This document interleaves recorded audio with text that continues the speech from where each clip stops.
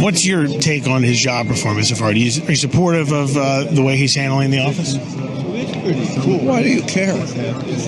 Well, I'd be interested to see what you think. And you've known him It's for all nonsense. It's all clickbait. When I was first starting to vote, there used to be a curtain, and you voted anonymously, and you voted your conscience. And nowadays, people want to know who you're voting for. What the fuck business is anybody's? It's none of your business. That's why every person, one vote makes the difference. And you guys inflame the situation by asking people, so, who did you vote for? Who are you for? Why do you care who I like and who I don't like? I'm nobody. I stick my tongue out for a living. I would do that now, except the floor's dirty. No, don't ignore that. That was very funny.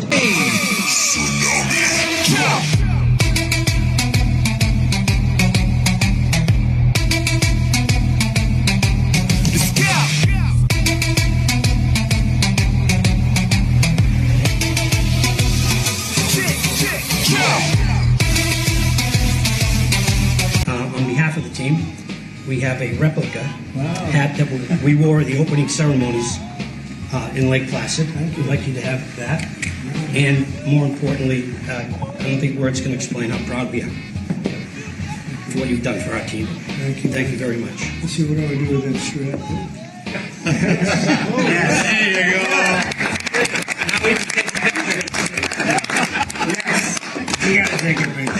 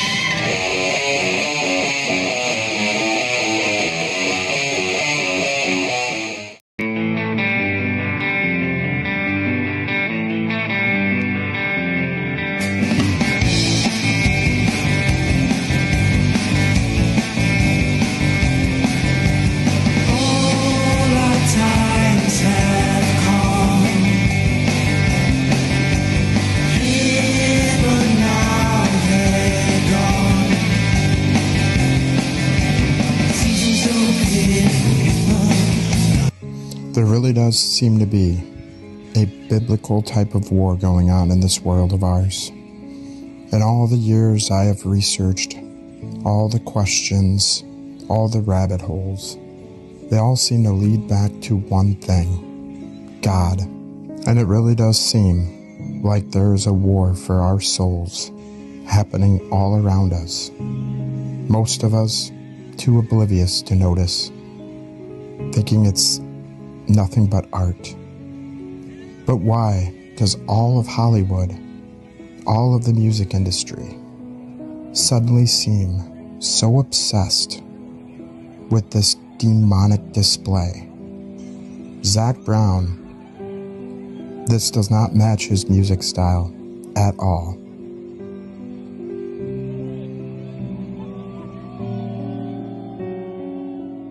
All the symbolism in this video. This was at the Vegas Sphere. And if I was at this concert, I would walk out. I'm not too much of a religious man myself, though I can't deny a bigger and bigger pull to God in all my research.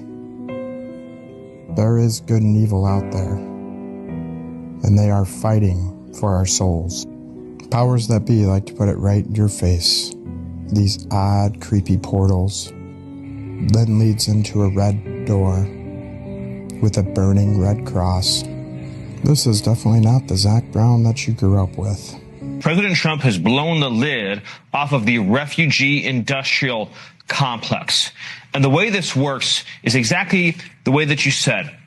The U.S. government historically, and this of course got taken to the highest degree ever under Biden, hands out billions, with a B, billions of dollars in grants to these third-party groups, non-governmental organizations, to work with the Department of State to find the poorest populations from the most dysfunctional places in the world and then bring them into small town America.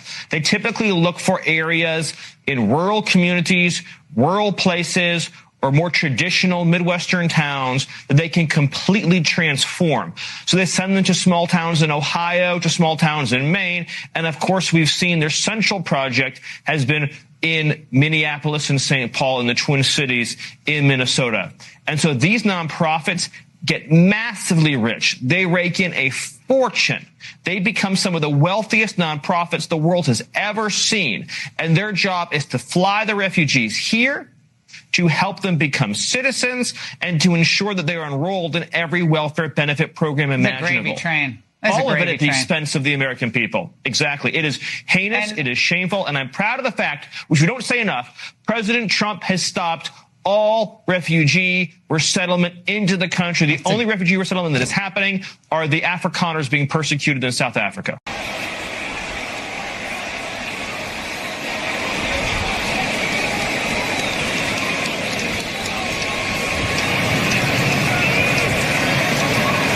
Captains and everyone in attendance, welcome to Baltimore for the Army-Navy football game. This is your umpire, Anthony Gibson. My name is Tim Rich, and it's our crew's honor to be working this game today with you all. Joining me for the coin toss, it is my honor and privilege to introduce the Commander-in-Chief, our President of the United States of America, Donald J. Trump.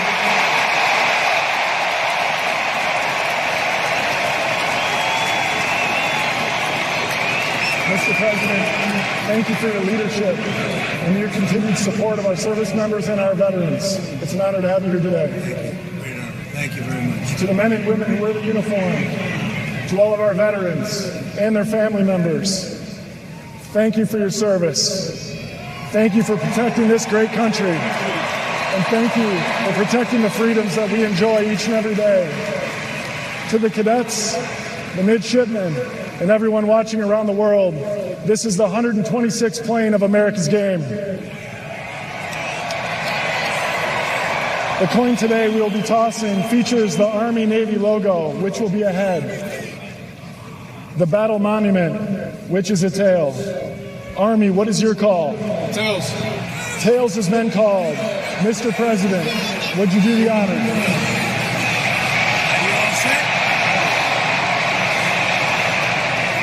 It is tails. Army, you've won the toss. Which way would you like to kick? Kick it that way. Please rotate around. Army has won the toss, deferred their option to the second half. Navy would receive the ball. Let's play football.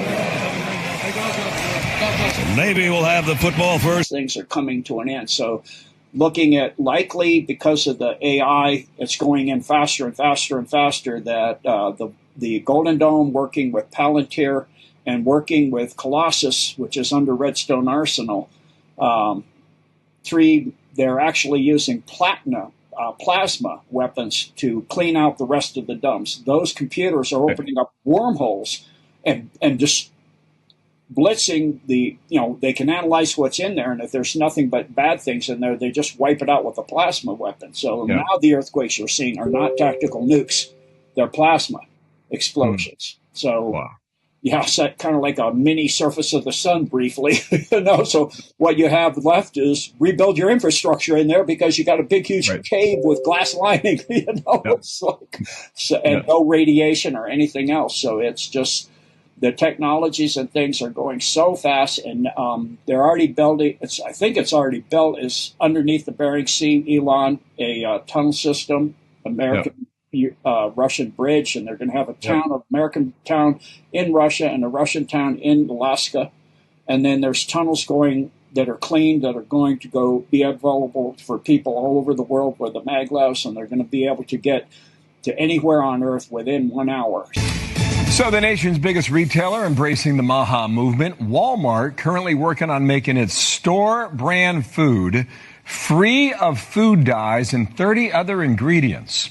From Bentonville, Arkansas, the headquarters for Walmart, Fox Business is Kelly Saberi is looking at that. What'd you find out, Kelly? Hi, Bill. Welcome to Walmart's Culinary Innovation Center. This new building is 23,000 square feet where food scientists, chefs, and people like you and me taste test these foods. Now, this is a massive undertaking as the nation's biggest grocer, and each of these products has its own unique challenges. Take candy, for example. Not only are they taking out the colors of the original product, but they're also working out both the taste and texture, which we know is equally as important. And it's one of their top-selling categories. So let's take the sour worms, for example. They have titanium dioxide in them, and now they'll take that out, which removes that pop of neon. New versions use things like spirulina and turmeric for the color, and if you can believe it, I think the new version actually tastes better than the original. So I asked, how will Walmart, such a big company present in 9 out of 10 homes, change the way Americans eat? They tell me their decisions are dictated by the consumer, not the other way around. And then, of course, possibly sometime late in this next year, I'm being told, which I was not thinking would be this early. The med beds will be coming out at first for the military, and then retired military, and then the general public. So that they're also supposed to be being put in place or already in place now. So they're in the dumps, and then people will be taken down there. You have to have the AI in place and all of that, because that can be turned into weapons of destruction that are pretty seriously dangerous. So all of this is coming in place, and this is the only way it could be done. It's either this or the deep state having that same power, and we're in 15-minute cities, and our souls never leave those. So that's the only way it could be done. So we're wiping out the deep state. It's coming down. It's just quite stunning about everything that's going on, and I'm actually looking forward to a lot of it. Every day I wake up determined to deliver a better life for the people all across this nation. I am your voice.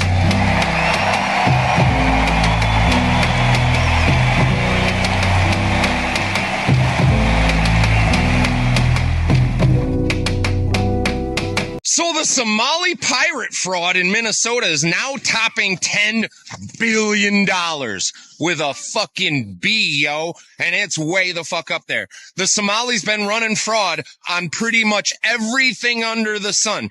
Food benefits, EBT, and Obamacare. They're saying they were pulling something like $10,000 a month in Obamacare payments. And I'm like, what kind of fraud shit is that? Who the fuck is getting money out of Obamacare? Everybody else is paying into Obamacare. What the fuck is that shit? And it has come to be found out, this fraud has been reported to the Minnesota fucking government for fucking years, and they didn't do shit. What do you want to bet they're getting a cut? All the money didn't even stay here in Minnesota. Oh, fuck no, dude. That shit all got sent back to the terrorists in Somalia. Oh, terrorism fucking clause right there. I say deport them all. These are all the fucking clan of Somali slaver pirates. That's all the people, all the Somalis that have come over here. They are the worst of the worst of the worst. Dude, I got a buddy who was a Marine, spent his time in fucking Somalia. Like, the stories over there, they hack each other up with machetes. They are fucking animals. These motherfuckers just defrauding the fuck. They have destroyed Minnesota. I don't live very far from Minnesota. St. Cloud, you don't fucking go there anymore. Used to be a beautiful city. It's a fucking shithole that looks like San Francisco now. Shit and trash all over the streets, broke down fucking cars. Starting to fucking look like the shithole that Somalia is. Maybe she's wrong. Maybe she's on to something. Maybe parts are true and parts are not. Maybe you're being shown exactly what you're meant to see and nothing more. Maybe is not weakness. Maybe is the space where thinking survives. Manipulation thrives on certainty, on urgency, on forcing you to choose now. Good people get steered not because they're stupid, but because they're rushed into belief. Certainty is easy to manipulate. Maybe is not. When you say maybe, you don't surrender your values. You don't abandon discernment. You simply refuse to be emotionally hijacked. You step back. You observe. You let evidence accumulate instead of outrage. And awareness, not allegiance, is how free societies stay free. So the next time you're told to pick a side, to shut someone up, or to trust the approved version, try the most dangerous word in the room. Maybe.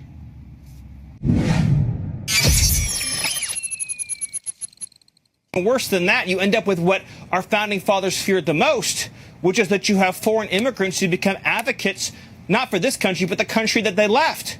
So you see, replete throughout Somali politics in Minnesota is this constant concern about how to reorient U.S. politics around Somalia, and then using welfare fraud, pillaging the U.S. financial system to prop up a foreign country.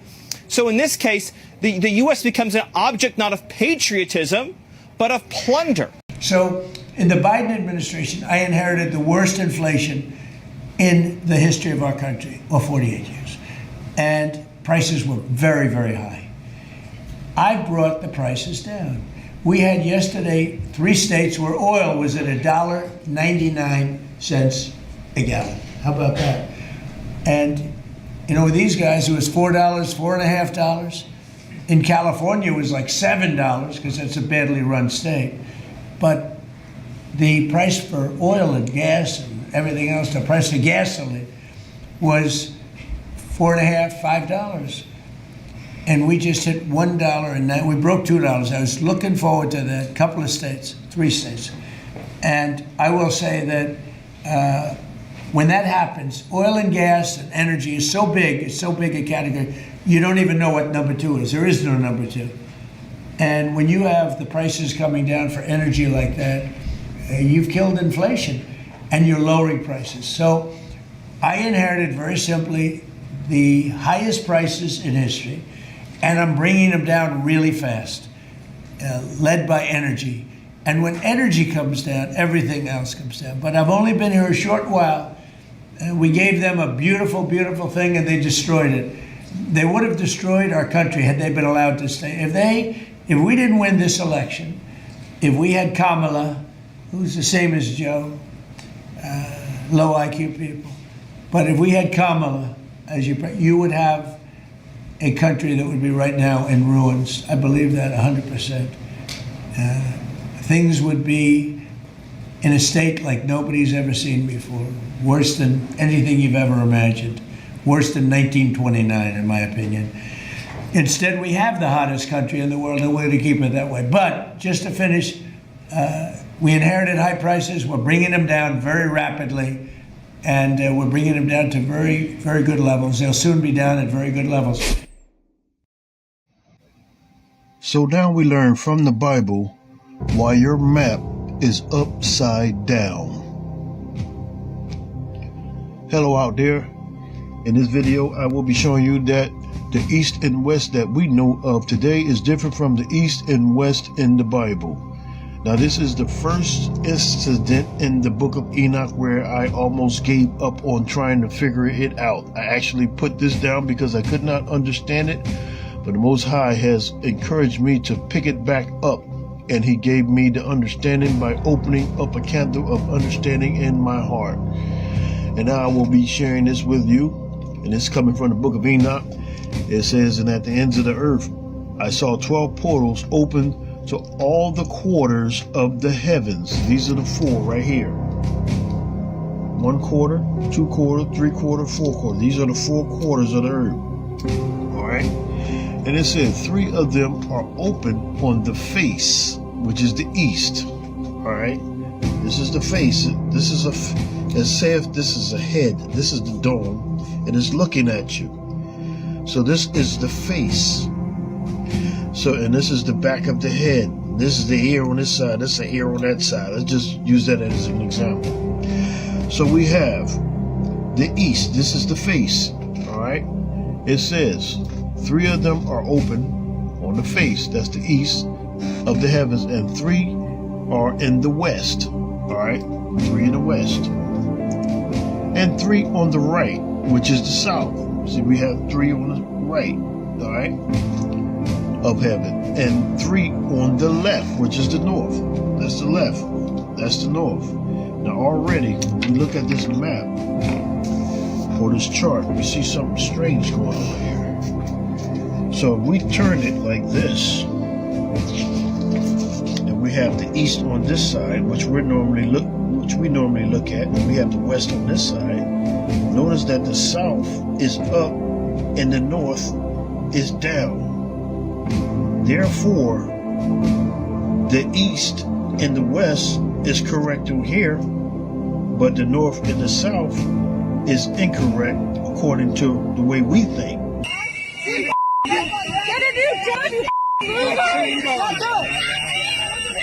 Hey, watch where you spray that.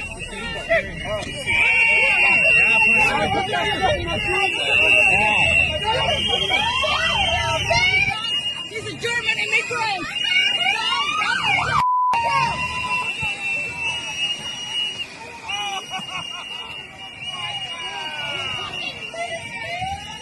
One of the most powerful people in the Epstein files is somebody you may not have heard of. Her name is Kathy Ruemmler, and she is one of the people who communicated with Jeffrey Epstein the most, according to emails released last month from Epstein's estate by House investigators. She's a former White House counsel to Barack Obama, and now top lawyer at one of the world's most powerful banks, Goldman Sachs. Records show that before she joined the bank, they exchanged more than 100 emails, and Epstein's schedule lists them having more than 50 planned meetings between 2014 and 2019, long after he was a registered sex offender. Across the many messages, Ruemmler emerges as a confidant and friend to Epstein, and he turned to her for help for managing his public reputation after he was convicted of soliciting prostitution from a minor. In one 2019 message, for example, Epstein wrote that Ruemmler helped him craft a statement in response to a forthcoming Washington Post editorial that was calling on Congress to investigate him.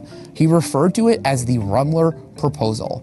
The statement defended Epstein and denied that he ever received a sweetheart deal. This is what Kathy suggests we tell Washington Post, Epstein said. While Ruemmler told CNN that she did not represent Epstein and was not compensated by him, she did not directly answer whether she ever crafted PR statements for him or advised him on media strategy. Ruemmler said she had no knowledge of any new or ongoing unlawful activity by Epstein. In an email to Epstein in June 2018, Ruemmler dismissed a Daily Beast story about allegations against him, describing it as a, quote, novella of rehashed crap.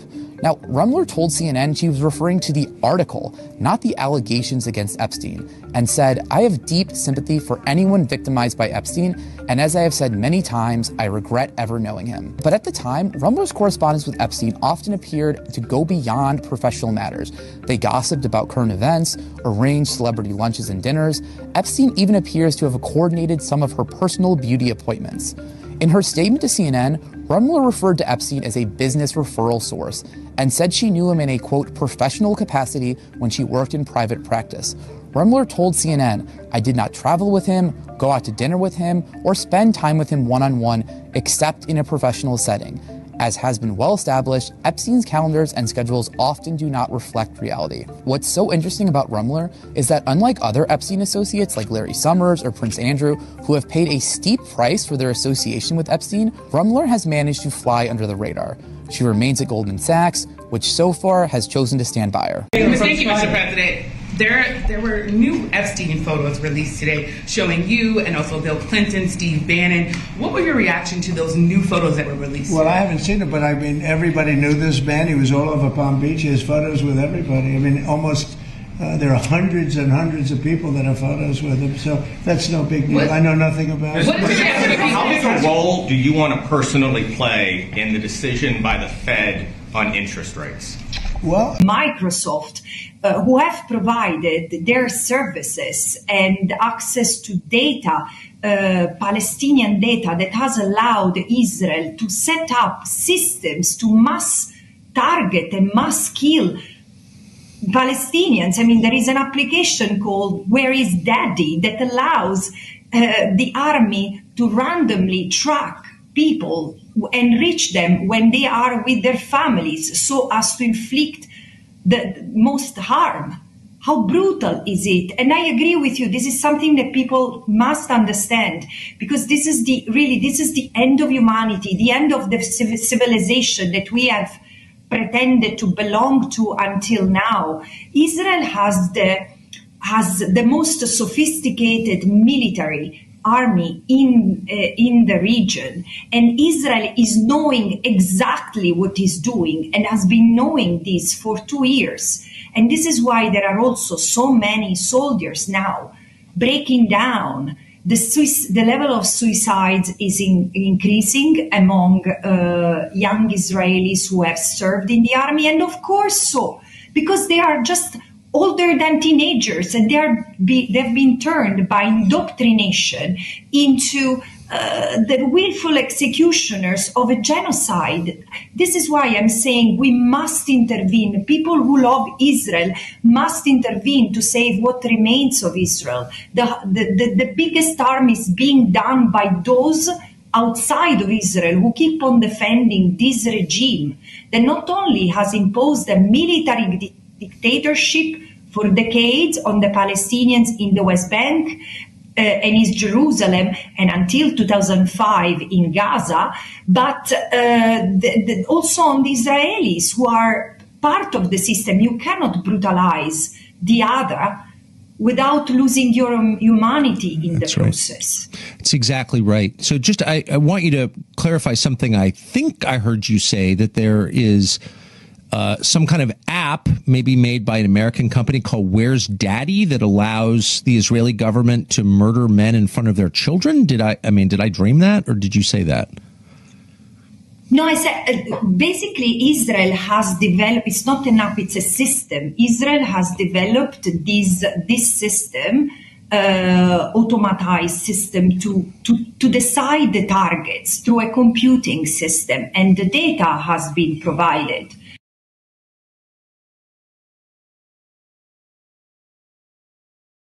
And I said, Charlie, I hope you've increased your security detail. And he said, I have. I know they want me dead. Now, I don't think he had a specific they in mind, Megan, but he knew that there was hostility. I mean, he got death threats all the time. Worldwide financial system that's run by the Golden Dome, which is it's like an ArcNet plus a communication system and a free energy system for the entire planet. And it's already using satellites to clean up our atmosphere. So that's a good thing. And, it'll allow so that the money everything's tracked. So I know that freaks people out. It's like the beast system, but that's not what it is.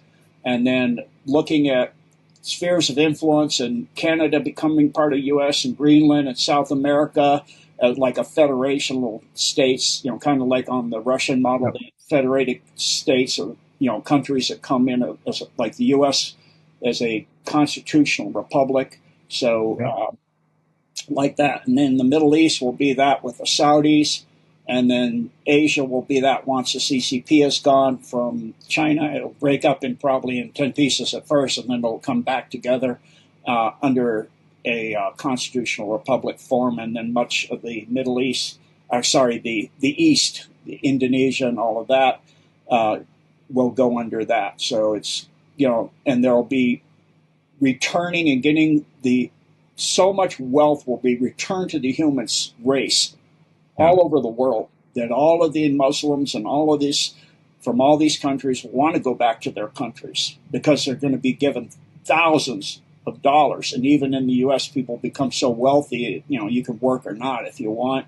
And then it'll be just things that bring you joy, that are creative, because, Elon's putting out millions of these robots that'll be doing all the regular jobs, and that'll free up people. I know a lot of us is somewhat frightening for people, but it's actually liberation for humanity. So you'll be raising children, really raising and teaching your children at home and being with your children and doing artwork and, gardening and what things you like to do, and working with nature and those kind of things and getting out in nature. Nature will be all cleaned up. The atmosphere will be cleaned up. The waters will be cleaned up. All these toxic chemicals and fake food we have, that's all going to be going away. Nice. I know in Canada, you can't even know if you have GMO or not. Correct. In your food anymore. Exactly. Clone meat everywhere. And they even said it in Parliament. They just said, it doesn't matter. Yeah. 3 weeks ago, if anybody doesn't know, That's another news flash. Yeah. Clone meat available everywhere, and they won't tell you where it is. And this stuff of like liquefying humans and putting them in the water supply, that's going to end. All of these things are coming to an end. So.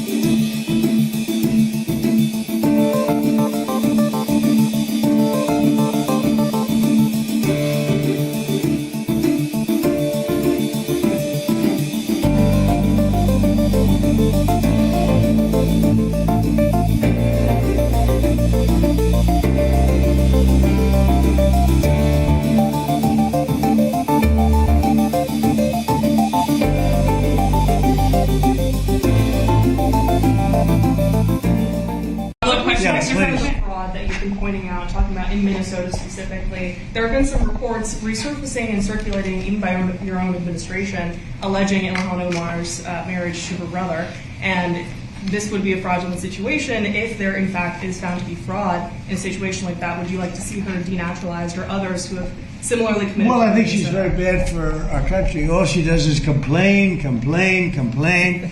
She comes out of a country where they have no government. They have no military, they have no police, they got no nothing. They don't have a country. And they run around killing each other. And then she comes over here, she tells the United States of America how it should be run. We don't want to hear from her. I don't want to hear from her. I don't want to speak for Emmer, but I don't think Emmer particularly wants to hear. But don't say it because I don't want to get you in trouble, okay? Just be nice and easy, all right? I'll do it for you, but that part I'll do. But I just want to say that Mr. President, there's nothing worse than a person that comes in and does nothing but bitch and comes from a place where she shouldn't be telling us what to do. She shouldn't be telling us, and everybody agrees with me. And what's happening in Minnesota with Somalia, where billions of dollars is being stolen, right, like candy from a baby, we're not going to let that go on. And it's too great a state to have that happening. And guys like Tom Emmer and others, Pete Stauber, guys like them, they're going to stop it. And they're going to be given the authority to stop it. Because this country's not going to put up with it. The documents contain emails, allegedly, from the senior vice president of the George Soros Open Society Foundation. He quotes a Clinton campaign advisor saying, quote, "It will be a long-term affair and to demonize Putin and Trump," and adds that, quote, "Later, the FBI will put more oil into the fire," unquote.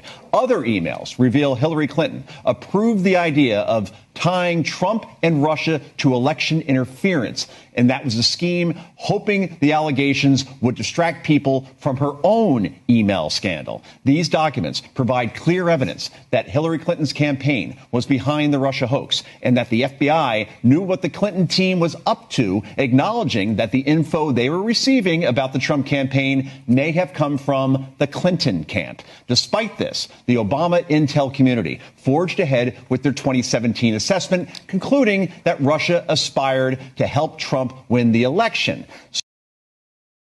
This one's in Thailand. I've been to Thailand before. Have you? Beautiful. Beautiful, beautiful. What comes with the island? There's a small villa there. You could practically build what you want. There's building space. Yeah, there's. Do the islands come with the children, or the children? This island does have a small school. There are children. Okay, so I didn't know if that was a stipulation. Yeah, what countries are near to abduct them from? Cambodia, Thailand, Laos, Vietnam, Philippines. The Philippines. Of course. The Filipinos, if they're not being a nurse, they're being your servant. Okay, so. True. Yeah. So. What age ranges? Below 10. I don't really. With the birth of Jesus, human history turned from night to day. His word and his example call us to love one another, to serve one another, and to honor the sacred truth that every child is specially made in the image of God. Merry Christmas, Happy Hanukkah, Happy New Year. Thank you, everybody. Thank you. He waited 20 years for the boomers to retire, only to be told millennials were the future. He once spent the entire weekend alone, at age 9. He treats the cloud the same way he treats horoscopes, with confusion and deep distrust. He once tried therapy. It didn't go well. Everything's just super. Yeah. Can't you see the joy leaking out of my face? So how much does Big Pharma pay you to get guys like me on pills? He grew up on microwave dinners and Mountain Dew, which is why he now has to take Tums 5 times a day. He doesn't meditate. He blasts grunge until the emotions go numb. He still drinks from garden hoses from time to time, not because he's thirsty, but because it tastes like danger. His approach to fixing technology is simple. Blow on it first, hit it second. He still refers to restarting a song on Spotify as Alexa, rewind the tape. His wardrobe hasn't changed since '94. Faded band tee, flannel, cargo shorts, and sneakers that are old enough to drink. Boomers respond with anger. Millennials respond with anxiety. And him? Couldn't care less. He still gets emotional walking past abandoned malls, because those places raised him better than anyone else did. He suspects the government is lying, corporations are evil, and the Wi-Fi is listening. But he's too tired to give a damn. Enjoy the soundtrack of my misery. It's boring as hell. He's the middle child of history, overlooked, underappreciated, and ignored his entire life. But he's used to it. He is the most Gen X man in the world. I don't always drink, but when I do, it's to give even less of a fuck. Stay Gen X, my friends. The Bible says in 1 Corinthians 16:13, be on your guard, stand firm in the faith, be courageous, be strong. That verse isn't a suggestion, it's a command. It's not saying if you feel like it or if everything's going your way. No, it says stand firm, be courageous, be strong. That means no matter what's coming against you, you don't back down. You rise up in faith knowing who your God is. There may be storms around you right now. The winds are blowing, the waves are crashing, and everything in your life feels uncertain. But let me remind you of something powerful. God is still in control. You're not standing on shaky ground. You're standing on the solid rock of Christ. And when the enemy sees that you won't be moved, he knows he can't win. Courage isn't the absence of fear. It's moving forward in spite of it. It's waking up and saying, I may not have all the answers, but I'm trusting the one who does. That's faith. That's strength. That's courage. And that's what's inside of you. God placed it there. You are stronger than you think. Don't let the challenges make you bitter. Let them make you better. Don't let fear talk you out of your purpose. Don't let delays convince you that God has forgotten you. He hasn't. He's preparing you. He's strengthening you. He's building a foundation in you that can't be shaken. Type, I will stand strong in faith, and share it with someone who needs a reminder that they're not in this fight alone. God bless you.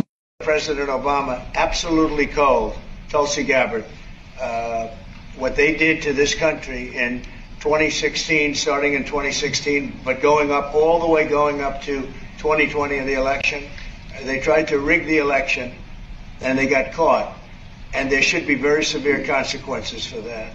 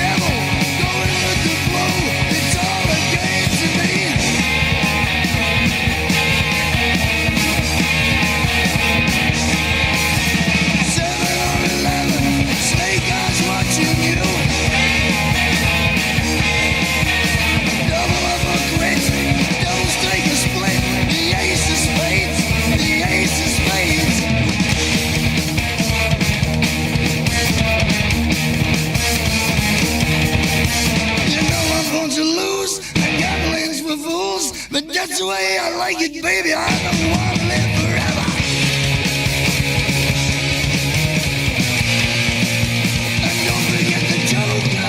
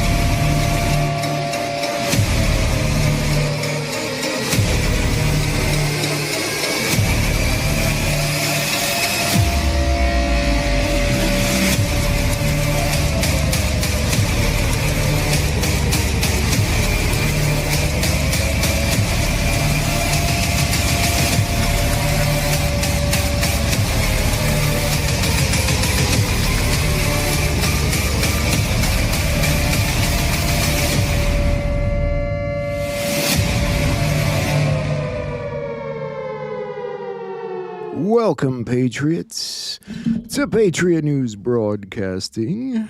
Happy weekend. It's snowing still. Good to see you all. Yeah, this cologne is something. My older brother gave me this cologne. I was at the store with my younger brother earlier, and he's walking up and down the aisle, and he's like, "What the hell is that smell?" I'm like, "What are you talking about?" He's like, "You don't smell it?" I'm like, "No." He's like, "I can taste it." And he comes up to me and he goes, "It's you." Yeah, not my favorite. Good to be with y'all, though. It really is snowing out there. We've got quite a bit. They're trying to keep up with it with the plows, and it's not working out too well. Washington State. What's going on with Washington State, my friend? I was on my phone earlier when the alert came in for the Brown University thing. We'll look at that. We'll look at everything. There's some interesting things again. You mentioned Tina Peters. I've got an interesting one about Tina you're going to find really, really interesting. Are you guys ready? Sometimes when I sit back and watch my own intro, I feel like I'm on a roller coaster. Of course, today is Race Across America and the Army-Navy game. You saw Trump there at the coin toss a little bit ago. There's Tina Peters. Check out this post. Whatever newscast this was on, I guess, they showed her in front of Castle Rock, and they has that Castle Rock movie studios.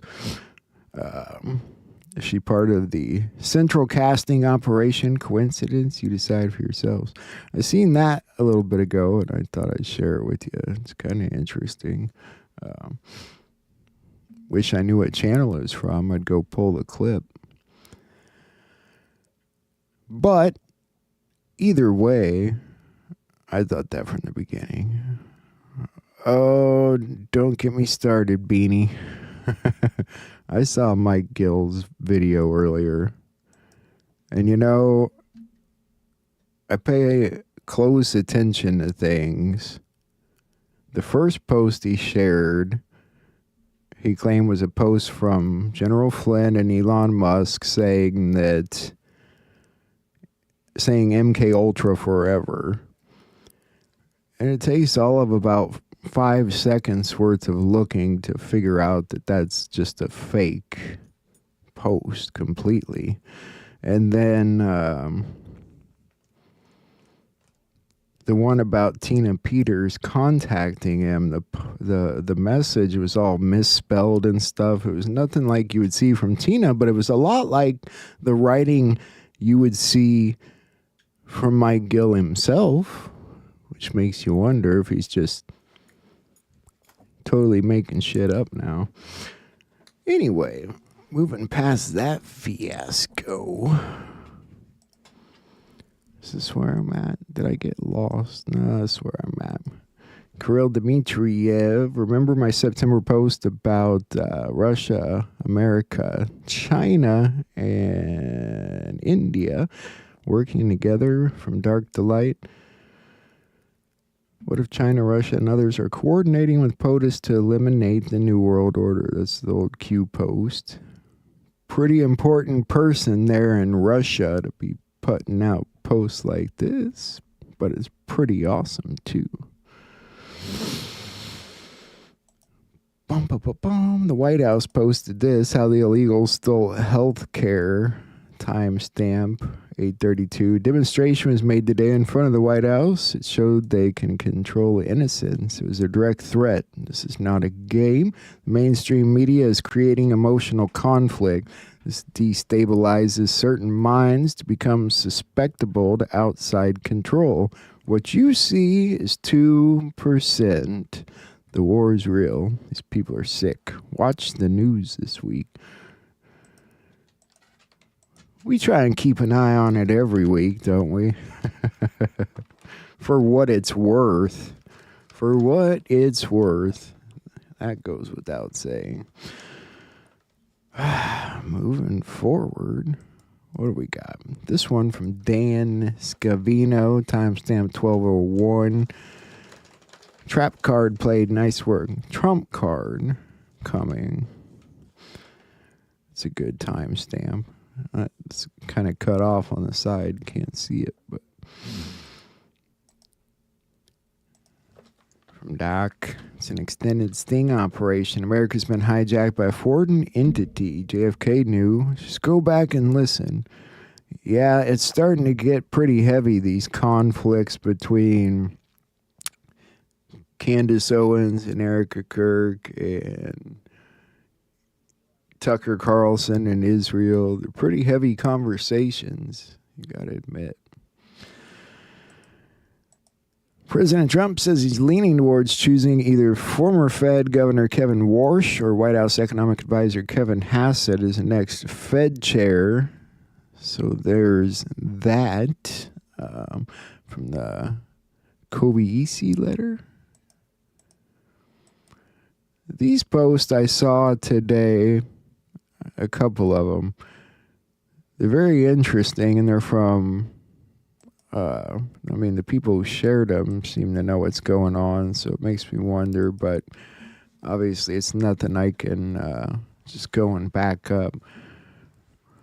President Trump announced that Barack Obama will be criminally prosecuted and face justice for his leadership role in Russiagate. And really, it's something he kind of said a long time ago. So he's kind of been saying it since he got in office. But I don't think that's too meaningful. Trump activated the kill list. U.S. military invades Mexico to wipe out the cartel empire. Now, this one is a little more interesting. And there is some stuff to kind of back it up. It's happening right now. Top secret presidential directive has been leaked. Trump has ordered NORTHCOM and Special Operations Command North to launch direct military strikes inside Mexico against the Sinaloa and the CJNG cartels Drone strikes, Delta SEAL raids, bunker busters, no target off limits. These cartels are not just narcos, they're deep states, private mercenary army running fentanyl chemical warfare that murdered 100,000 plus Americans yearly under Biden. Killed a lot more people before that, too. Elite child trafficking, all that good stuff. You kind of get it. CIA, Mossad, black sites. The kill list is real. Target packages were built from military satellites, cartel defectors, singing and black sites, and data seized from Epstein-linked servers in Luxembourg. High-value targets include cartel billionaires who partied on the island and politicians on both sides of the border who took their blood money. Mexican generals got one phone call: cooperate or be marked hostile. Half of them already flipped. The rest are about to vanish. It sounds really nice, doesn't it? I've seen this too. The storm has gone kinetic. I think that's the kind of weapons they're using on the narco boats, right? Kinetic. Congratulations, United Kingdom. You are now the rape capital of the world. 71,227 rapes in 2024. 900% more than back in 2000 when you only had 7,800 rapes. The rape rate has reached 114 per every 100,000 people. Horrible, isn't it? I feel for the UK. I feel for Europe entirely because the European Union is making them more divided, in my opinion, really. And I think it should dissolve. Hopefully it will dissolve. So that was the alert that came out earlier on Brown University there in Providence. There were mixed signals there. Trump posted about it, that he was briefed and the suspect was in custody, and then he turned around and said, nope, the university police reversed their statement and said he's not in custody. So that was the last official update I saw, but let's look at the story. Good evening. We begin with that breaking news. Multiple people have been shot at Brown University in Rhode Island in the US. Police are believed to be searching for the shooter with no suspect in custody. Our partners at NBC News say 2 people are believed to be dead, with up to 20 injured. The US President Donald Trump says he's been briefed on the shooting and the FBI is on the scene. People are being told to avoid the areas as an active investigation continues. Well, the incident was reported near the Barris and Holly building, a 7-story structure that houses the School of Engineering and Physics Department, according to the school's website. The multiple shooting, as we are being told, happened in the area of Brown University. And as we say, the police are still searching for the shooter. See, earlier in the day, they had reported that the shooter was injured and in custody. And how come every time there's a story like that, it gets so twisted up? I've seen the call when it went out over the police band. Hasn't been that long, really. They said 20 injured. That's crazy. 2 killed, 20 injured. That's messed up. Moving forward here. The other obvious big story of the day from Syria, where our U.S. forces were wounded after coming under fire from ISIS gunmen, as the story goes. President Trump posted about that as well. We mourn the loss of 3 great American patriots in Syria, 2 soldiers and 1 civilian interpreter. Likewise, we pray for the 3 injured soldiers who, has just been confirmed, are doing well. This was an ISIS attack against the United States in Syria, in a very dangerous part of Syria. So you've probably seen this already today, but I'll show you the story real quick. Right now, I do want to get you back to a very sad breaking news story that we have been covering over the last hour as information continues to come in. We've learned that 2 U.S. Army soldiers and an interpreter have died there in Syria after an ambush attack. Take a look at this post confirming all of this, coming in from U.S. Central Command. They say, on December 13th, which is today, 2 U.S. service members and 1 U.S. civilian were killed and 3 service members were injured as a result of an ambush by a lone ISIS gunman in Syria. The gunman was engaged and killed. As a matter of respect for the families and in accordance with Department of War policy, the identities of one gunman, huh? Interesting. He must have got him completely by surprise, but the president's response. So we mourn the loss of 3 great patriots in Syria. You know how it happened. It was an ambush, terrible. We also have 3 wounded. They seem to be doing pretty well. So we mourn the loss. These are 3 great people. And it's just a terrible thing. Syria, by the way, was fighting along with us. The new president of Syria is, as they told me, and I'm not surprised, he's devastated by what happened. This was an ISIS attack on us and Syria. And again, we mourn the loss and we pray for them and their parents and their loved ones. Very, very sad. Mr. President, will the U.S. retaliate against ISIS? Yeah, we will. And should U.S. forces attack again? You're going to be seeing. So we already had jets flying over the area all day, basically, and I put a clip in the intro there of our fighter jets flying around. Another interesting story today that I'm not particularly fond of because it has to do with Illinois. They signed into law a medical assistance in dying bill. You know, it's sort of like the euthanasia stuff almost.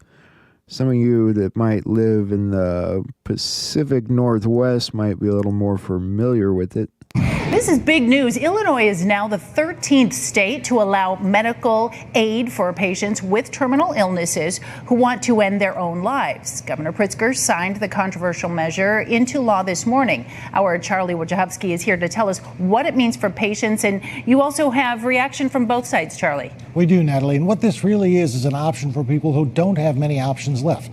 If they meet certain criteria and consult with at least 2 doctors, terminal patients can decide to end their own lives. The measure has been called compassionate by some and dangerous by others. He wanted desperately to live. Susie Flack's son Andrew was diagnosed with an aggressive form of colorectal cancer in 2017. I had to debate this in college. I know I've said this before. It's one of the hardest debates I ever had. People were more conflicted about it than I expected them to be, honestly. How do you guys feel about it? I'm not... It's... I don't know. It's easy from my perspective to say I don't support it, but I've never been... terminally ill, I guess, so I can't speak to it too much, you know. It was a tough thing to debate. I was really surprised to see it so suddenly in Illinois, though. I wondered how you guys felt about it. Elon Musk responded to all the new pictures coming out saying that it's only a matter of time before Steve Bannon is arrested and sent back to prison. What do you guys think about this? We've talked about this a billion times over about potential people that appear to be close to Trump, but really they're not so close to Trump. You know what I mean? I don't know. What do you think about Steve Bannon? It's hard to believe, isn't it, to think, and I know there's, the whole operation side of things, but if not, that people that are that corrupt are out there really pretending that hard as if it's gonna matter in the long run. Some twisted people out there, that's all I can say. But I'll show you what all's being said, I guess. Guys, please subscribe to our channel. As the Jeffrey Epstein scandal explodes once again, new images are pulling Steve Bannon back into the spotlight. And Elon Musk is predicting prison is only a matter of time. A fresh batch of roughly 100 photos from Epstein's estate, released by House Democrats, has been circulating rapidly online. The collection includes familiar faces: President Donald Trump, Bill Clinton, Bill Gates. But two newly surfaced photos of Steve Bannon with Epstein have sparked intense backlash. In one image, Bannon is seated across from Epstein in what looks like a private office. Another shows the two men standing close together, posing for a selfie. Oh, wow. Trump blew it off pretty quick when the reporters asked him about it today. They said, what do you think? He's like, I don't think about it at all. He's like, a lot of people took pictures with the guy, but, at some point, before they knew what he was. What do you guys think? Just pointing it out. This story is a little more part of well, I don't know. It's, I guess, more towards the plan, it seems like. But, it seems like a war is brewing in Europe between Ukraine, Europe, Russia. They're saying that some European troops or British soldiers are already on the ground in Ukraine. And I know there were rumors of that long ago, too. Some French soldiers, some British soldiers, but I don't know if he's particularly talking about a whole new ordeal, but let's listen. Well, because Zelensky is losing the war, and whatever pretext he's using, he and the European Muppets, they are desperate to have Americans dying on this battlefield as soon as humanly possible. And as in mercs or special forces, but under their own banners. I've already seen Englishman, that Lance Corporal, who's part of a regiment of paratroopers, fighting and dying. So we know England is already at war with Russia. Flat out, England is at war with Russia. These aren't mercs. They're not even pretending that they're mercs. It's a flat out British active duty army unit that's participating in combat in Ukraine against Russian forces. It's war. I mean, that's what it is. Maybe the British don't want to call it that, or they don't want to face reality, but it's war. So Europe is already at war. Jet missiles aren't slamming into London yet. Well, there's always tomorrow. And we'll see how London decides to go down that road.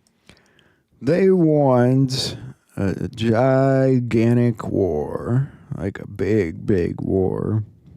And we know they've kind of been operating already.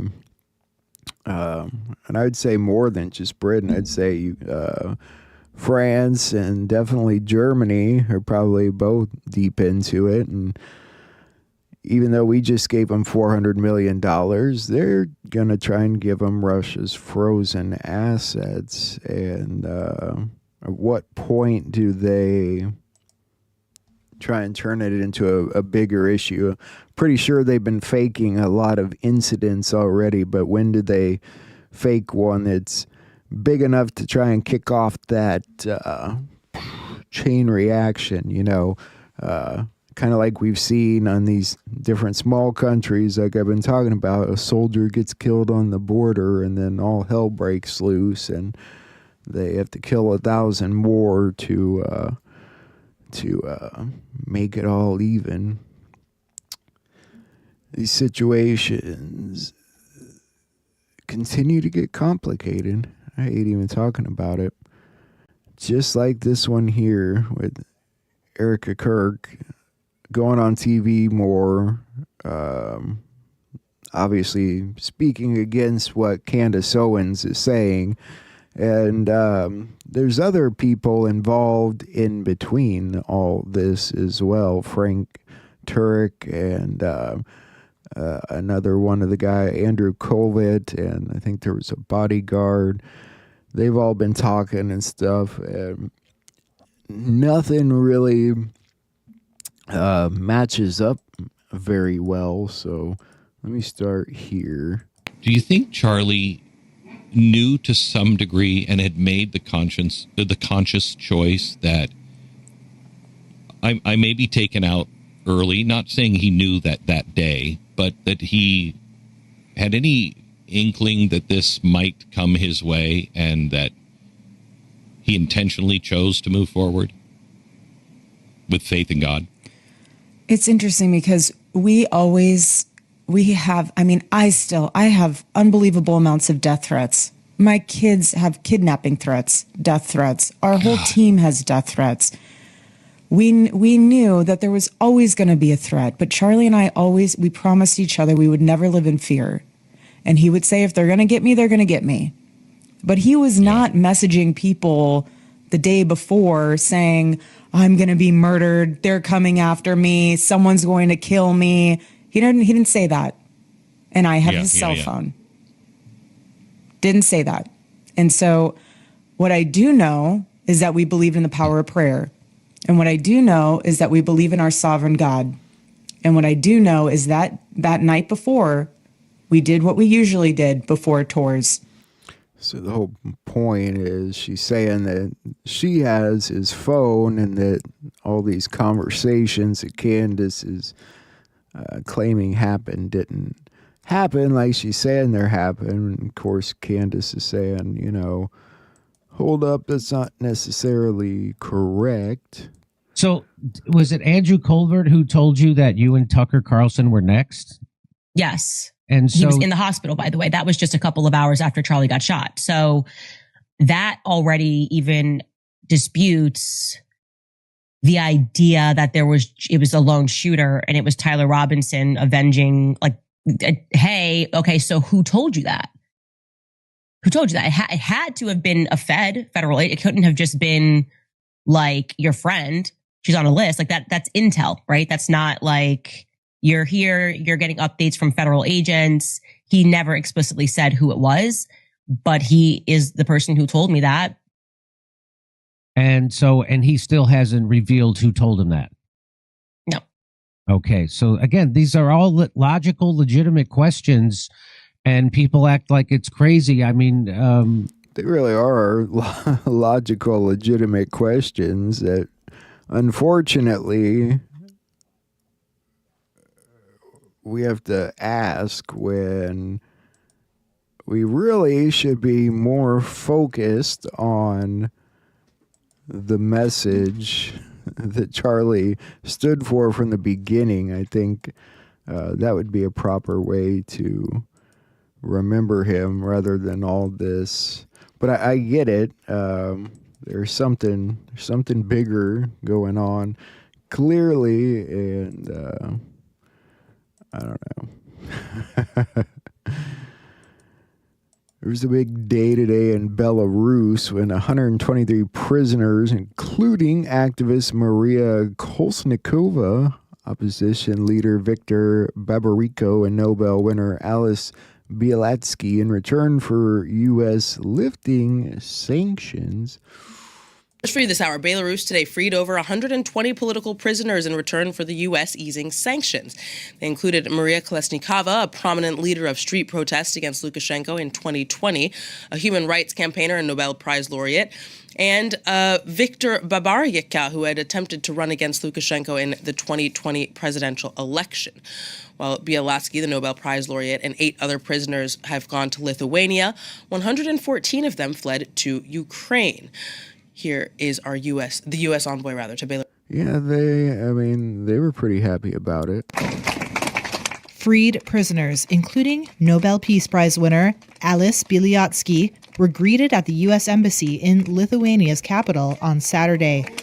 The hugs and handshakes came after Belarusian President Alexander Lukashenko freed 123 prisoners. Lukashenko seems like an all right guy. I don't know. Not too bad. I'm sure he and Putin have a decent relationship. I don't know much about soccer/football, but there was this, big incident at a stadium today in India. It doesn't seem like a good way to kick off things if that's what they're doing. Thousands of angry fans of Lionel Messi vandalized a stadium during the soccer hero's much-anticipated visit to India. People can be seen throwing bottles, breaking chairs, and flooding the field on Saturday. Fans say despite paying a huge amount for the ticket and waiting for hours, they failed to see Messi at all. Messi's 3-day greatest of all time, or GOAT, India tour kicked off with the footballer unveiling a 70-foot statue of himself. They didn't get to see him, so they destroyed the stadium. Okay. Sounds like like something you might see at a Guns N' Roses concert, like the St. Louis incident, but AOC's making news, caught using $50,000 in campaign money on a Bad Bunny concert, super high-end hotels, and fancy catering in Puerto Rico. Let's check this out. Congresswoman Alexandria Ocasio-Cortez under scrutiny after FEC filings show her campaign spending nearly $50,000 in Puerto Rico on hotels, meals, and a venue rental at the arena where she was seen dancing it up during a Bad Bunny concert. Correspondent Sarah Williamson has the very latest for us. Sarah. Hey, Lydia, look, you're allowed to have fun, but on campaign money, I'm not so sure about. It's not exactly the best look because these newly filed federal records show that AOC's campaign spent nearly $50,000 in Puerto Rico over just a few months, fueling criticism, of course, of a lawmaker who... Shouldn't things be cheaper in Puerto Rico? I mean, how the hell do you spend $50,000? And it's just having fun on your money, but... wouldn't you think you could get by on like $100 for a week in Puerto Rico? Maybe I'm wrong. I don't freaking know, but $50,000, I can't imagine. It's pretty insane, but that's what they do. That's why the government needs to quit giving all these morons money. Let's just hand these activist money and these NGOs money, or just passing out money to every idiot out there, and now they're all going to jail. I don't know when the draw is tonight. It's probably already happened, but it was $1 billion Powerball tonight, so any of you guys playing? If you're dreaming big this holiday season, here are some numbers that might get your attention. The Powerball jackpot has officially climbed to $1 billion. No one matched all 6 numbers in Wednesday's drawing, pushing the prize into rare territory. The next drawing is Saturday night. Tickets cost $2. And so maybe now's your time. Get your ticket. Any of you guys do that whole Powerball thing? It's kind of wild though, huh? $1 billion.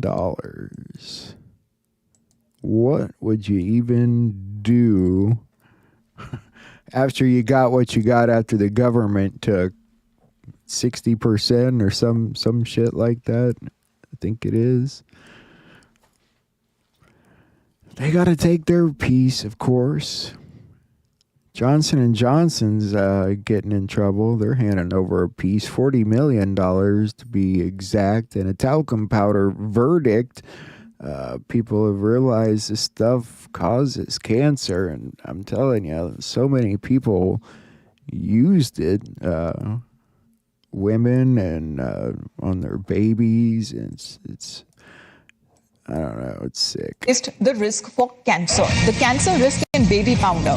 And we are talking about one of the giants in the industry. It is Johnson & Johnson that is now in the dock.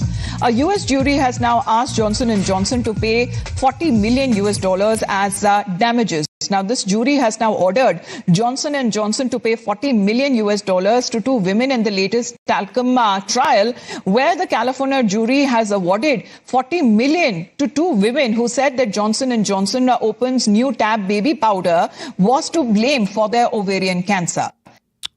Ovarian cancer. That seems to be the main issue that I've heard about it, and they should be sued right out of business. So $40 million per two women, so not bad right there, huh? But unfortunately, they have ovarian cancer, so money, all the money in the world really doesn't change the fact. President Trump still working on the Thai-Cambodian issue today. Says there's a little bit of skirmishing going on despite their new ceasefire. In the border conflict between Thailand and Cambodia, Donald Trump hoped to once again position himself as a peacemaker. Following phone calls with both sides, the American president announced the reinstatement of a ceasefire.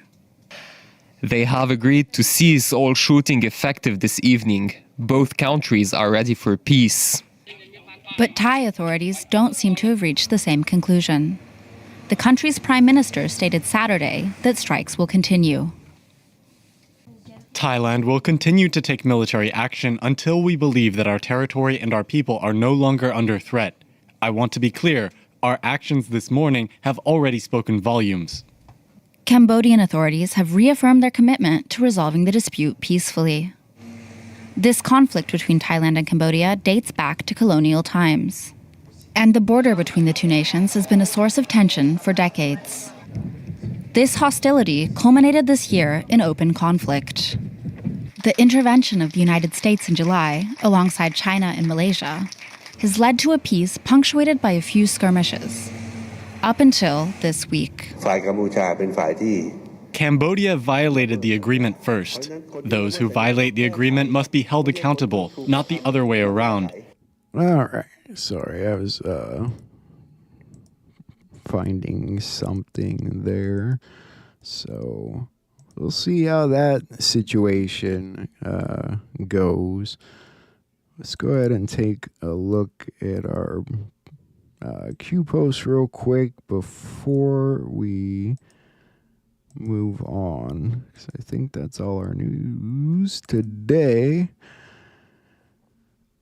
I think we looked at these yesterday, so we'll go back, take a peek at tomorrow's. Fake news hiding the truth knowingly. We the people enjoy the show. Here's James Comey on the street saying, we never thought she'd lose. That's the thing, you know, with everything they did against President Trump when he was running for office. I mean, I suppose they really didn't care how sloppy it was because they weren't prepared for her to lose. So they weren't prepared for people to do everything that's happening now. It's scary just how good you guys are. Merry Q-Smith. There's a Q. Huh. There's John Durham. What if other attorney general equivalents in foreign countries are also currently investigating use of their intel apparatus for illegal purposes?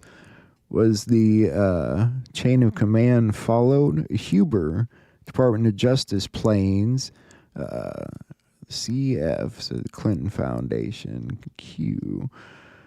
One day Durham initiated, month and day that Q public campaign was initiated. How many coincidences before it's mathematically impossible? It was over before it began. When does the B-2 drop the first bomb? Bill Barr fit in 8 spaces. Reconfigure the graphic. Knowledge is power. Huh. Scope and size far greater than you can imagine. Did you learn 4 FISAs last week regarding POTUS, non-public prior, Manafort, Papadopoulos, Page, and Flynn? Dates start will become important. When the B-2 bomber is no longer stealth, think public statements made last week. What must that signal? Planned/coordinated attacks on Barr coming, smear campaign. Public opinion is important. Information warfare. A traitor's justice. This says, showing something. It says fake. Sometimes silence is necessary in order to protect select public releases. B2, BB, public statements last week. Durham, public statements last week. Durham start, Q start. Did you learn 4 FISAs last week regarding POTUS? Trip code on 4 working. Fly Sid Fly. We don't like to say his name. Couple trip tests. Shall we play a game? Find the spiders and build the web, the map. Remember, they consider you to be the fly, specifically the feeder. Remember, they never thought she was going to lose. Therefore, they never thought investigations and or public interest into their criminal acts would ever be exposed or investigated. Therefore, they never thought they had anything to fear. They openly showcased their symbolism. They were sloppy. Hussein's last speech in Chicago was regarding scandal-free. Why did he continually emphasize that phrase, that he had a scandal-free presidency? As a backup, they infiltrated and controlled the narrative, the mainstream media. They install only those on the team. They blackmail those that aren't. They define conspiracy as crazy and mentally unstable and label anything true as such. This works given most of what they engage in is pure evil and simply unbelievable and hard to swallow. The fix has always been in, no matter which party won the election. JFK killed, Reagan shot. This was always the promise made to those who played the game willingly or otherwise. They would never lose power. Power of the 3-letter agencies, power over the United States military, worldwide dominance to push against other nations and install like kind. These people are really stupid. Follow the husbands. Another hint, Ian Cameron, McKinsey and Company, Clowns in America, Dr. Emmett J. Rice, Federal Reserve. Everyone is connected. How about a nice game of chess? 24 hours to restore trip code or departure. Godspeed. Lost access. The board is compromised. And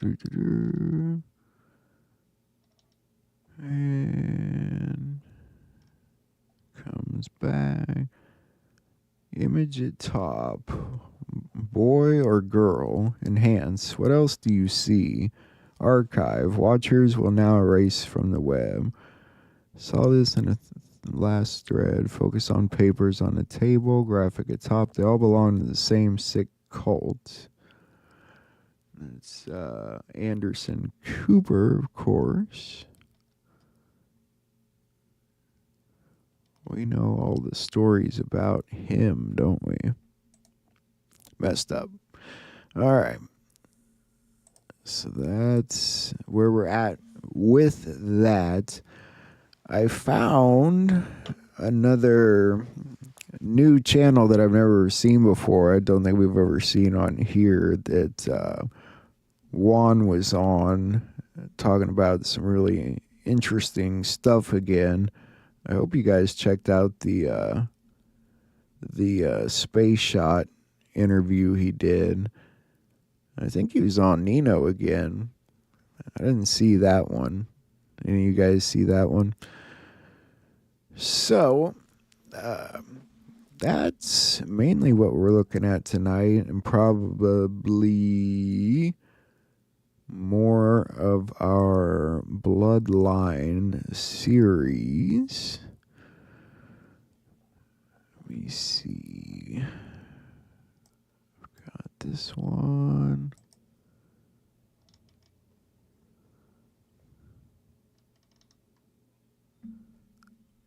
The Tina Peters post is really interesting, wasn't it? like sitting in front of Castle Rock on the map. I thought that was pretty wild.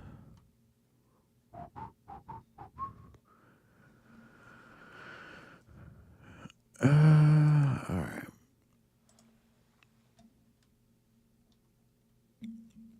What we will do is start with the new channel.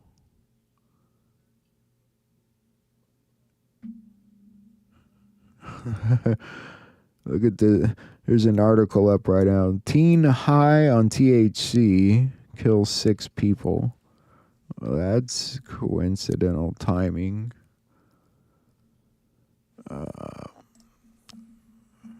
Take one more look here. Make sure we're not missing anything. My dog's snoring. He's snoring.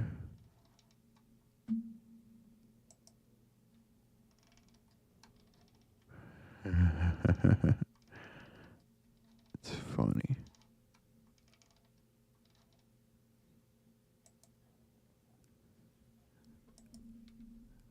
Just double checking everything here. Don't want you Patriots to miss anything good. I thought those little posts in the intro there with Gene Decode were really interesting that Captain Kyle had posted.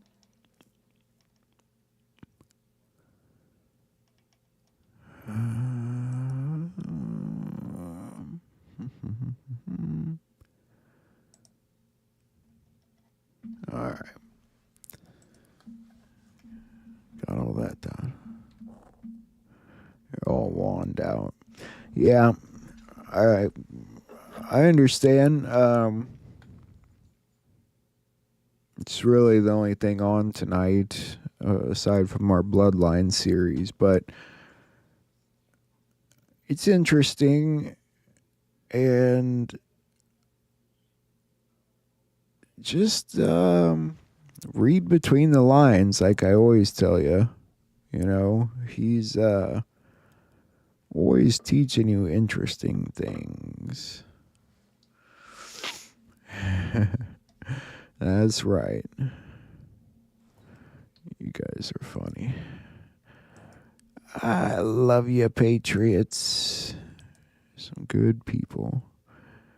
And while we're watching this, I will keep an eye out for everything going on news-wise.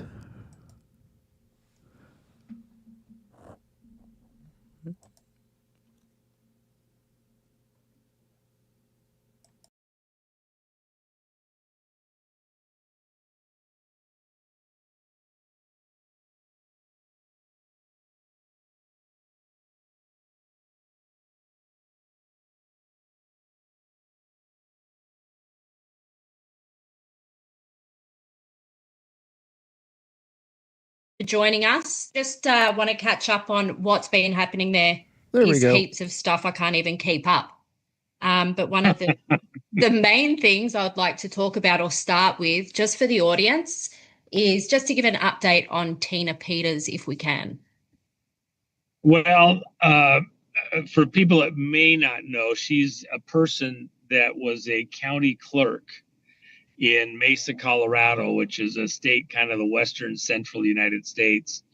And this county where she was at, it's not a real populous county. And they used Dominion vote machines there. And she didn't run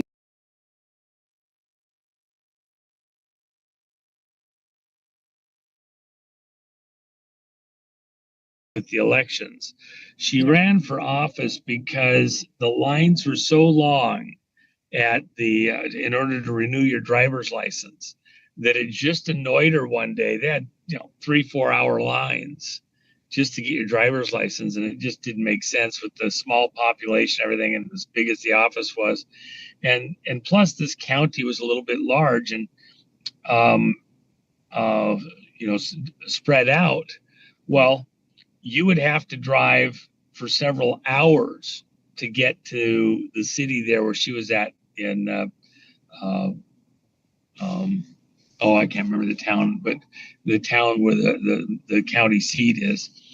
And I think it was Grand Junction, yeah. And so she wanted to open an office on the other side of the county, and just a small office. And everybody said it was going to cost a fortune, and she campaigned on this, and she won. And immediately went out and opened up an office on the other side of the county, just like she said. And the extra cost was almost nothing, because now people could go to one or the other office. They didn't have to drive for hours, and the wait times went down to like 15 minutes to get your driver's license. So people were just, average wait time, we were just ecstatic. When people inquired about the vote stuff, she would tell them when she first came in, that her county, her state had the gold standard of vote systems. It was so convenient, easy, trustworthy, everything. Anybody that'd say anything, she'd say, it's just not true, because she'd had the training and all the specialists come in and all that. And Colorado is the place where the national headquarters is for Dominion vote machines. So, they have a lot of pride because that's their home state. Well, then after the 2020 election, which Trump won, and he won it in her county also, when people complain, she says, well, it just doesn't make sense that there's anybody messed with anything, because Trump won. If they messed with something, they would have, they'd have probably tried to make it so Trump didn't win. And so it didn't make sense. But then you look down the ballot, senators, congressmen, dog catcher, there was things that just didn't look right. And to win or not win the national election was one thing in the county for, say, president. But there was other positions down the ballot that, things just didn't look right. So she had asked some questions, and the context was vote officials must keep the vote record of every election for 22 months. And 25 months is the state law, 22 months is the federal law. Okay. And so in case there needs to be an audit, examination, etc. Well, after the vote, and with some of the questions that were coming out, and especially there was another vote in her county for county commissioners, and something went wildly wrong, was the opinion of people there, county commissioners or city council, I can't remember. And people thought something was really strange about the way this vote was. And she inquired, can we do anything to relook at this?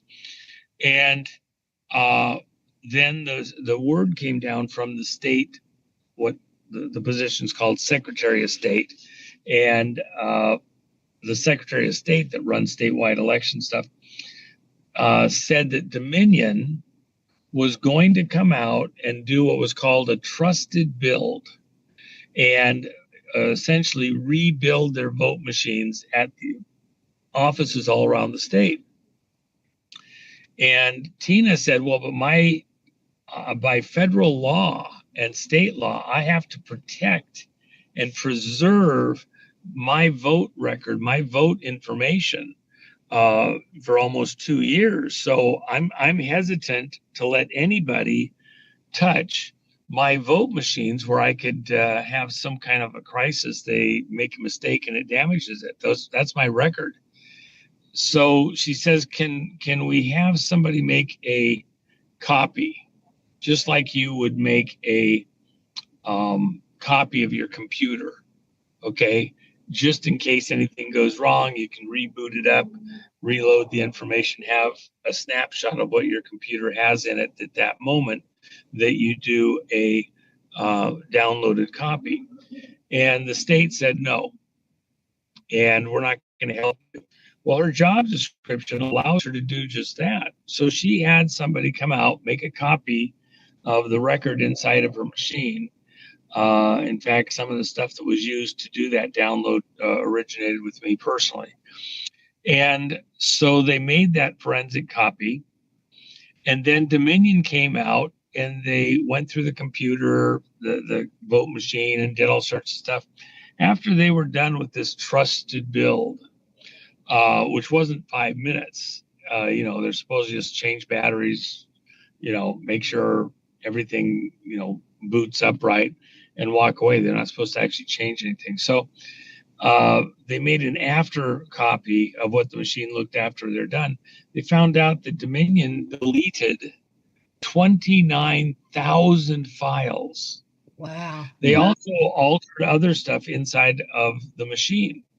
And in fact, we have the guys in the US now who actually did the electronic side of this. They've been testifying in grand juries in a couple of places now.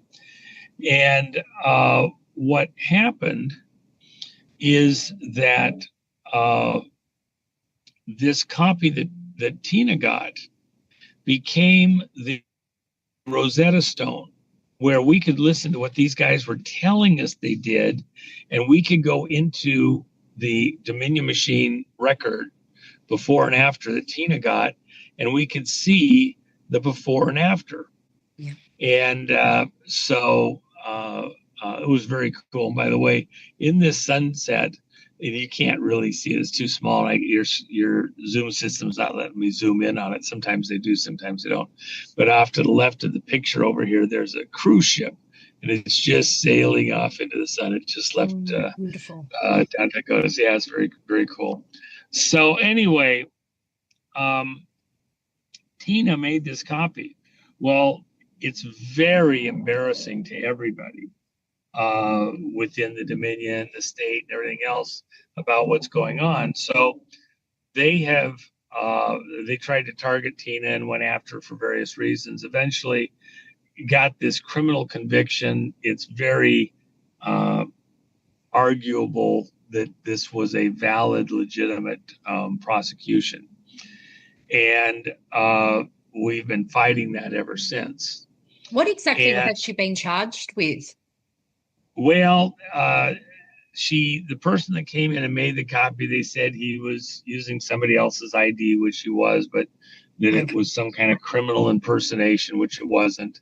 Yeah. It was just so he had convenience come and go from the room and use the restroom and all that. And the person that actually whose idea it was knew what was going on. And he never got out of Tina's sight, which he didn't have to have a badge on at all. Yeah. He just had to be in her presence and like that. And it's hers to decide what the rules are in the office. She made the rules. She could make them or break them. So there's all sorts of things that it's kind of wonky. But at the end of the day, the judge gave her the maximum he could figure out. He said the reason he was doing the maximum was because he wanted to punish her to the maximum possible, because if she was loose, anytime she's free, she's talking about these things and saying lies about the elections and all that. Yeah. And so the judge wanted her not to be out to talk to the public. Well, it's her First Amendment right. In America, the Constitution protects you with what's called the Eighth Amendment from excessive sentences and things like that, and punishment for speech and things like that. Well, the judge in sentencing actually said stuff that is a direct violation of the U.S. Constitution. At the end of the day, the courts have been not helpful, if you will. Yeah, so in jail, did they want? They didn't. Yeah, they put her in. I had great grounds for 9 appeal. years. Jail. Well, we've been in there on the appeal, and the courts have not. They're still out there in just some kind of crazy land. So with That's that the court in mind, system.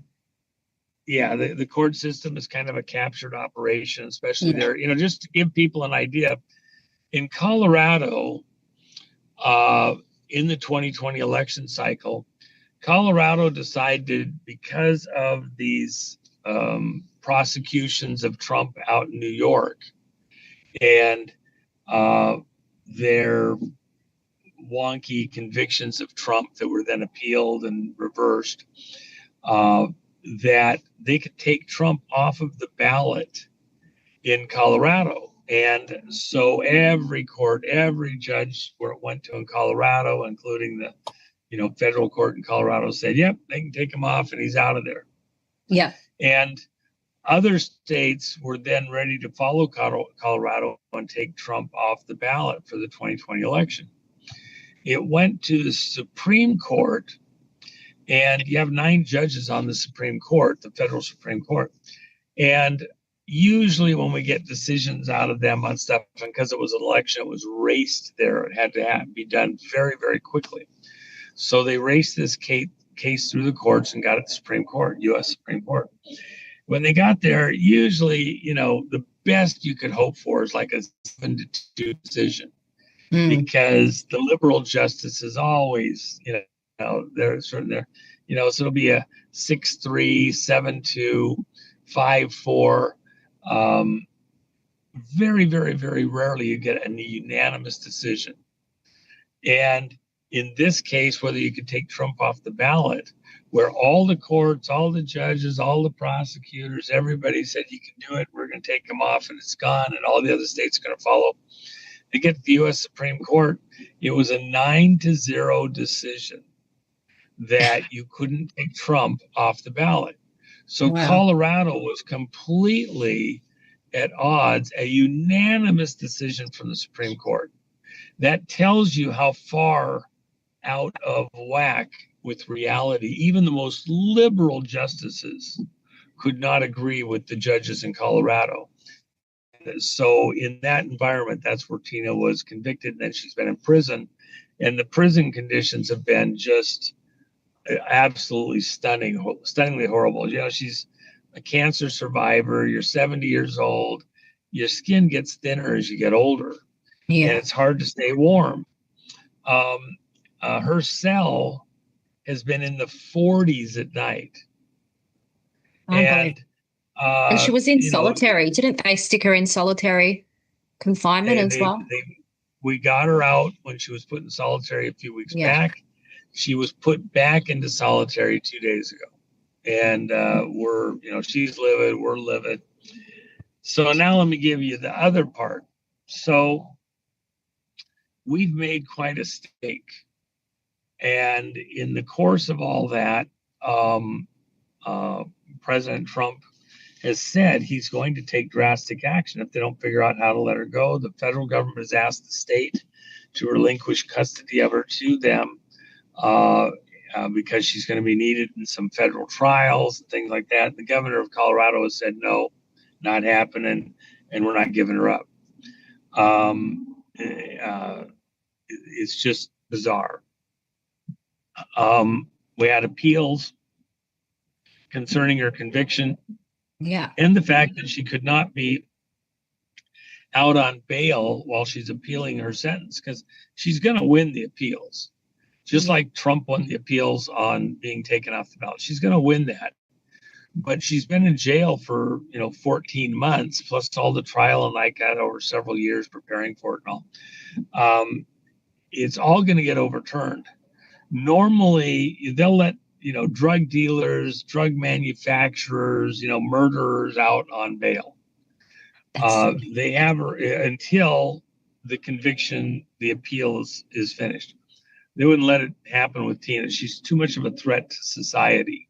70-year-old. Her son she's a Gold Star mom. Her son, Remington, was killed in a skydiving accident. Which is a very questionable one, by the way. He was on the Golden Knights parachute team and demonstration team like that. So very, and doing, military stuff. Well, her story isn't dissimilar to the whistleblower in New Zealand who put together all the figures of what was going on during that period of COVID and the jab. Now, he's about to go to court, I think, but he at least was allowed out on bail, but the government very definitely have gone after him, and she seems to be suffering the same deal, only on a state level. Yes, and she's been convicted. I don't believe our person in New Zealand was convicted yet. No. So he can be out on bail. She was convicted, but even there in this kind of a case, you have to understand she's never even had a traffic ticket.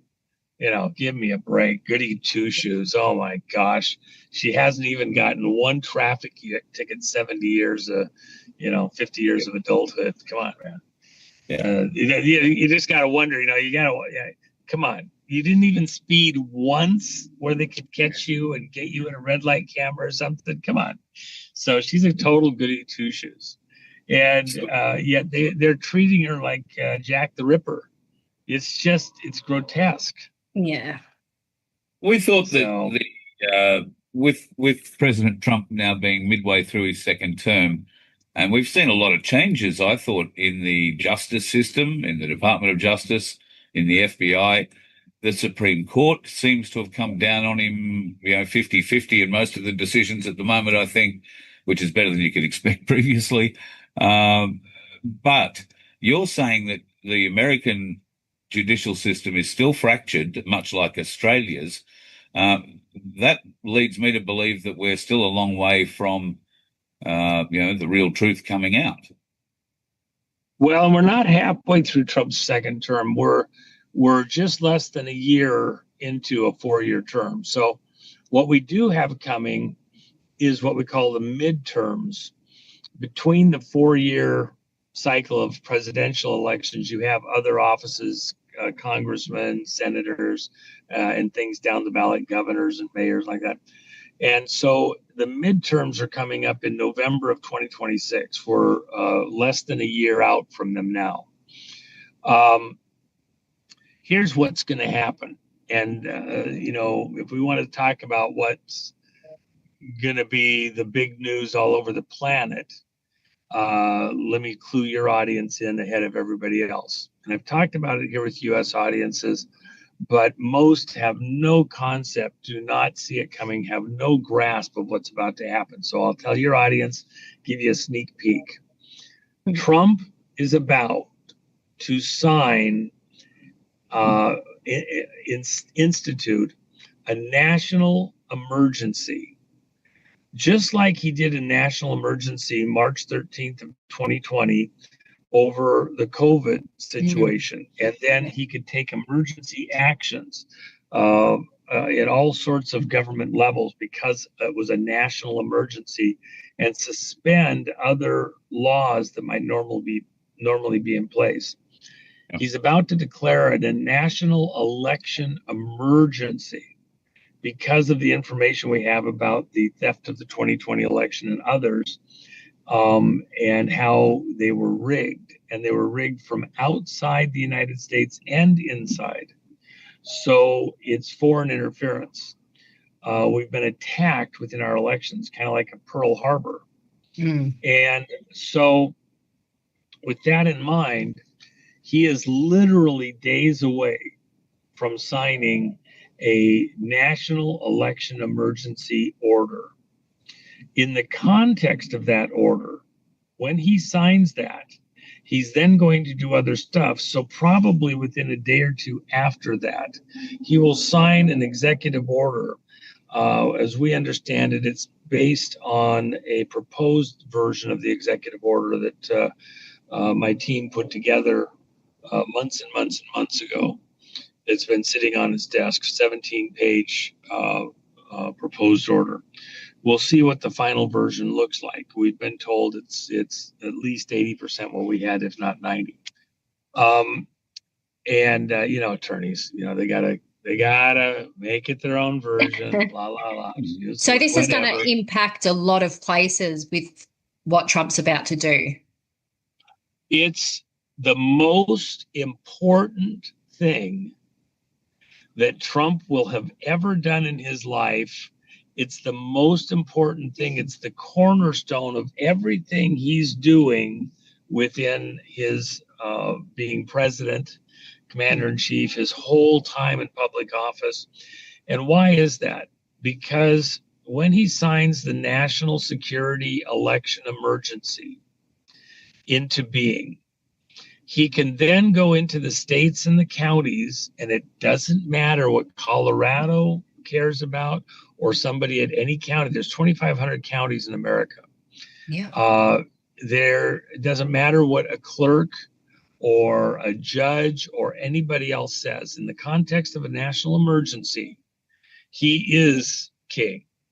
And he is going to order, first off, right off the bat, that all the voter rolls, the stuff that allows you to vote, be set aside, all the existing ones, because we got all these illegals in here. We got people who are put on who are not citizens at the driver's license offices and all the other stuff. You can't clean it up. There's no way to clean it up completely. It's just too messed up. So what he's going to do, he's going to declare a national election emergency. Then he's going to put in place the executive order concerning elections. And right at the top of the executive order, first few paragraphs, deals with setting aside the existing voter rolls. All citizens who want to vote will have to re-register to vote. And they'll have to do it in person, not online, with valid government-issued ID. And they'll have to verify their address in that district and then sign on the voter registration card under penalty of perjury that all the information that they have is accurate, true, and correct. That will be countersigned by a notary. Every clerk in the clerk's offices around the country is also a notary because they're recording documents. So they will record it, sign it, and then notarize it with the stamp and everything. And that's your voter registration card. And then it will go to the precinct where you're going to vote so that they can compare your signature and ID information to verify that you're who you say you are. So, do you think that there's going to be an element of the digital ID here? Like, here, quick, go and get your ID. Not right now. And I understand all the stress over that, but that's not quite where we're at with this. We're going to any government issued ID for the time being. It may over time, if you're going to travel, get on an airplane, you got to have it now. Yeah. But I get, Conspiracy Central, all the concerns there.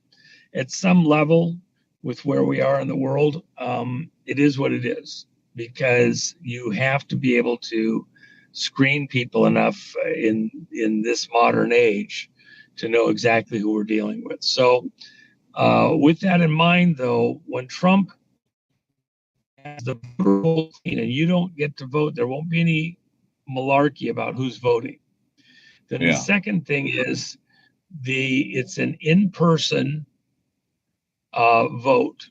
You're not going to be voting over the internet. You're not going to do it with the Dropbox. You're not going to do it on your telephone. You're not going to be able to do it in the U.S. mail. You can't send it from everywhere else in the world back home. The only people who will be allowed to vote remotely by mail are service members within our armed services, and in extreme cases, people that have an illness or problem of some sort that's well documented. So the executive order is a hand count paper ballot counted where cast. You're not going to transport these ballots to a central vote counting center, half a state away, where they cover the windows and you can't see what's going on.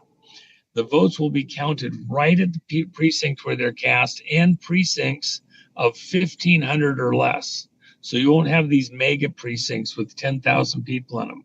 Everybody there, for the most part, is probably going to know everybody that's voting. Precincts of 1,500 or less.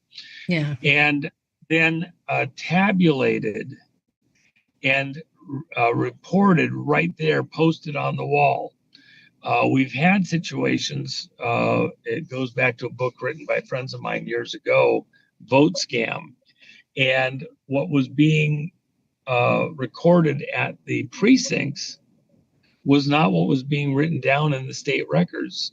They would call it in, and you go out and look at them. We knew what the precinct numbers, we started comparing, and we looked at what was actually recorded at the county offices, and they weren't even close.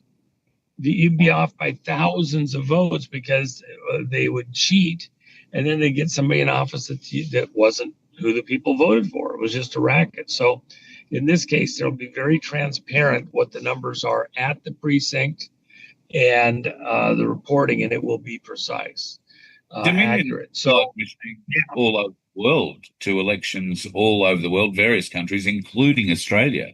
So will there be a blowback or a follow-on from this in other countries?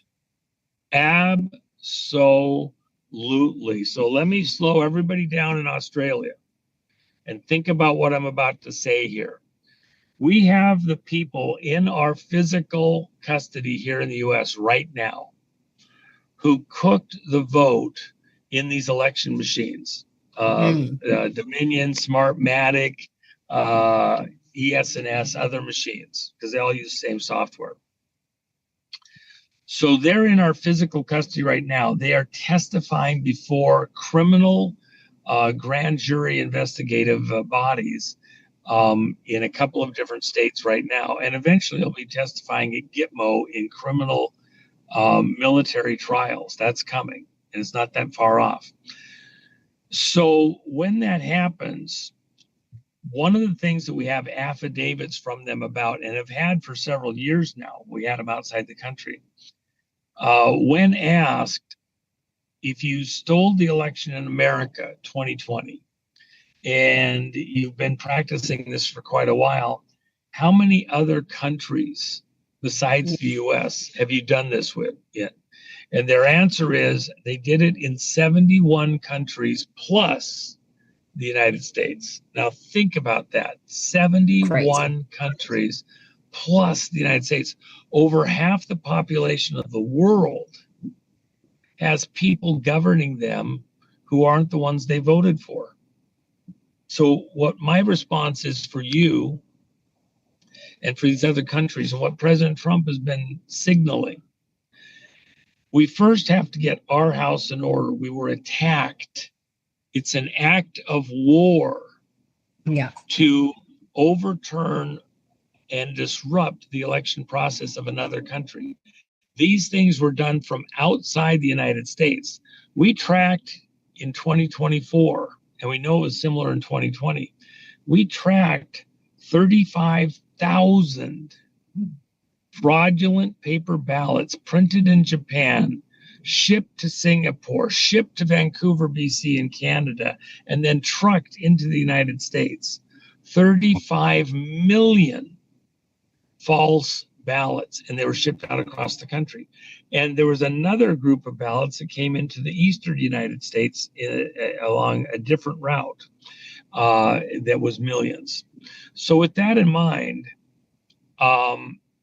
these people, you have to have the paper ballot to also match with the electronic. There's things they have to do there. So these people claim to have overturned elections, frauded elections with counterfeit ballots and votes, which are more valuable than counterfeit money, by the way, because if you have counterfeit votes, you get the right people in office, they can allow you to spend the money. So with that in mind, they said that they've corrupted 71 out of the countries besides the US. What has Trump said he's going to do? We're going to get America back on track, have honest elections, and then we're going to go out into the rest of the world and help them to hold honest elections there also. Yesterday morning, we picked up Maria Machado out of Venezuela. She was the one that ran against Maduro, and they frauded the vote. So we have her in protective custody right now. And once Maduro's out in Venezuela, which we're going to take him out, he's going to come out, in a box or in cuffs. He's coming out. When he is out, we will help Venezuela to then get lawful leadership into play there, and get back control of their own country there. Same thing in other countries around the world. In Venezuela, obviously, the oil is the big question mark in mainstream media, and the question mainstream media seems to be interested in is who's going to get the oil out of the ship that the US stormed today. I don't think that's really the big question. I think the bigger question is how much pressure does that put on Maduro? And he's obviously saying that he's staying. So we've heard now for some time the CIA have been operating behind the scenes there and trying to get him out.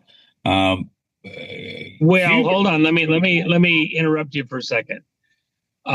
There is a component of the U.S. intelligence system which has been working to install leaders in power using these fraudulent vote machines. And in fact, when Venezuela first developed the Smartmatic system, it was with assistance from CIA operatives in order to overturn who was in control in governments all across the world, but especially in South America.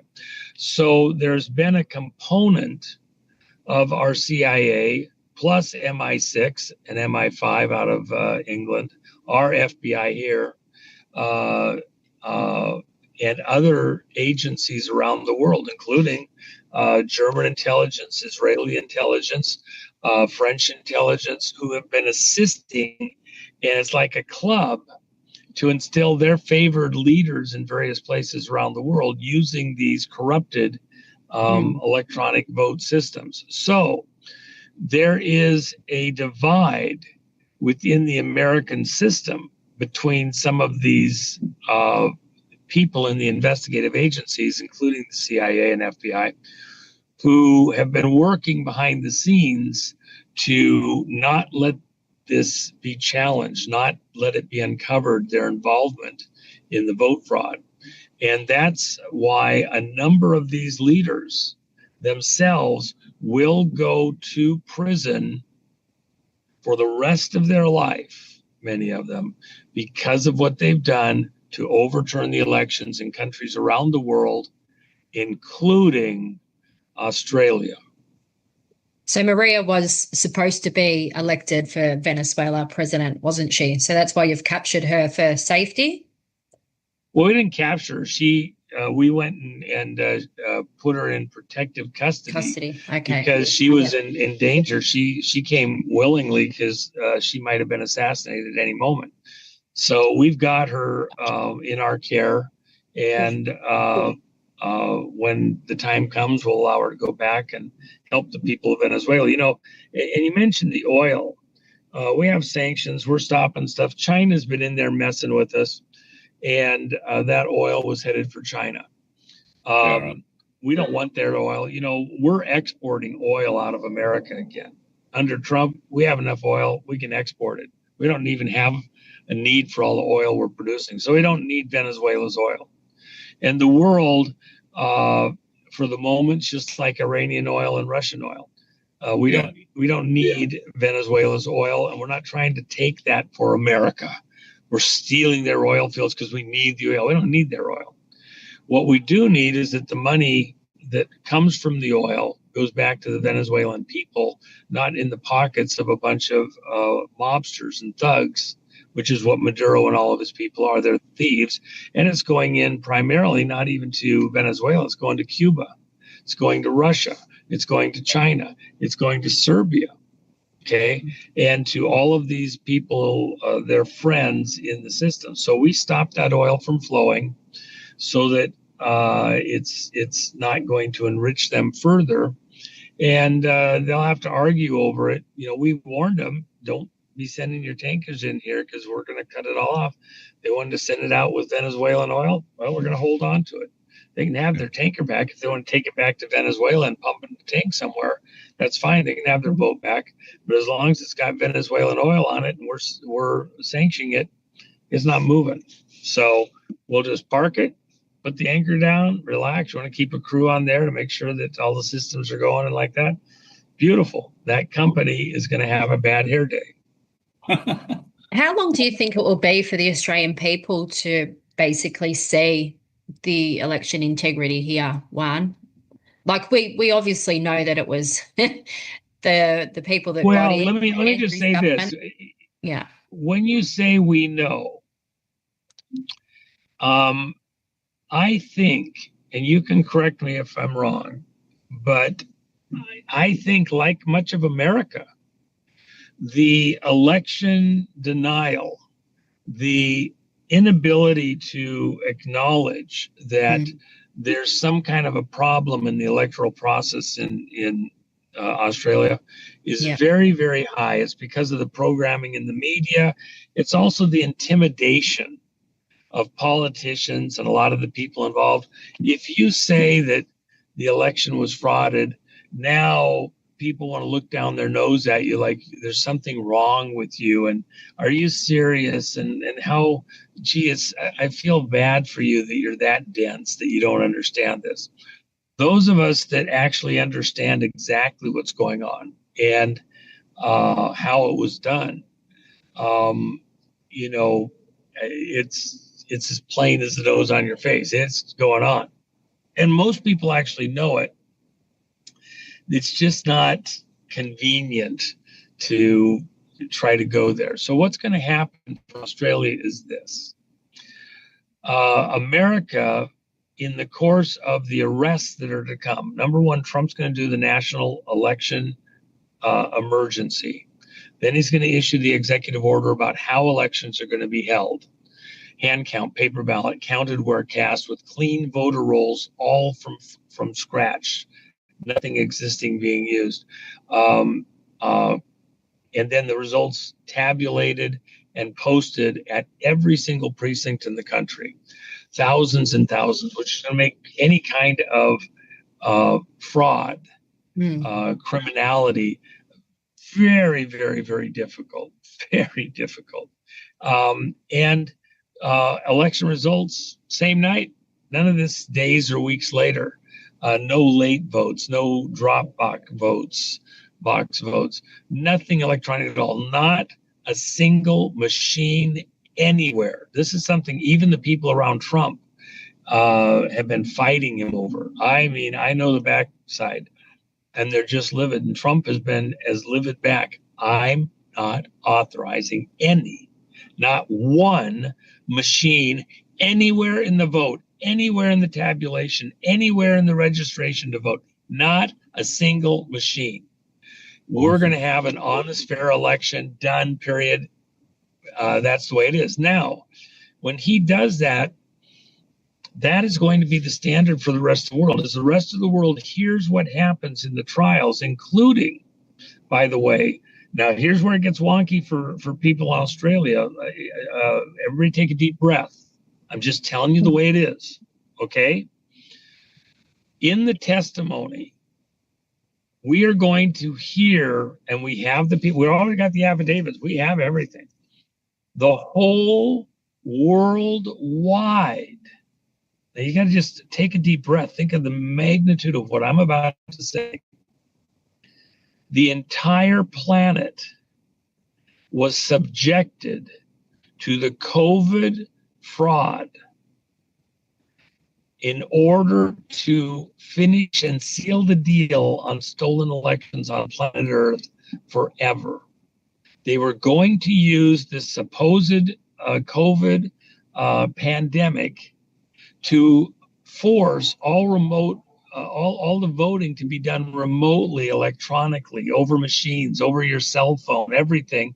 Yeah. And you'd never get another honest election ever again, because you'd never be able to get into the system, and the politicians that would get into power would never vote down the electronic system, because that's how they got to power. You'd only get the ones in power that got there through the fraudulent electronic vote.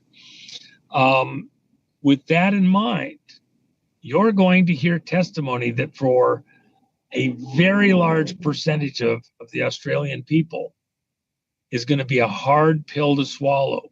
You were forced to participate in a fraudulent pandemic and subject yourselves to shots which were dangerous, which were not safe, which was all part of a scam, not even, to try to make, things better in the medical community, strictly to take control of the way we vote forever across the planet.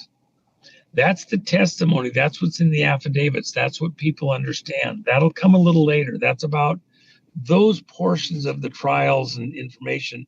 The main body of that comes out probably mid-2027. But that's where this is going. So the vote fraud, to seal the deal of the vote fraud for the rest of eternity on planet Earth, was this pandemic. And it wasn't as small as it turned out to be. The resistance all over the planet, including in Australia and Canada, was, but especially here in the United States, was that we wouldn't go for the second, the third, the fifth, the 12th variation of the vaccine. They wanted you getting vaccinated almost every month. Yeah. Eventually, for the next part of the crisis, the next thing, which was just silly. It was never valid. But if the first one didn't kill you, the fifth one would for sure, right? Still happening. And it's still happening, and I know that. But here's the thing: this is the echo of something that's already been exposed, already been revealed. But the problem is the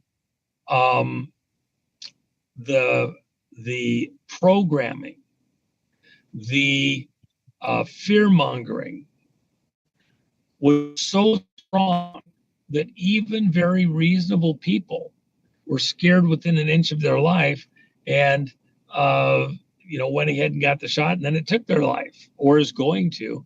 And they're still pushing that out on people when we already know that the whole thing was a fraud.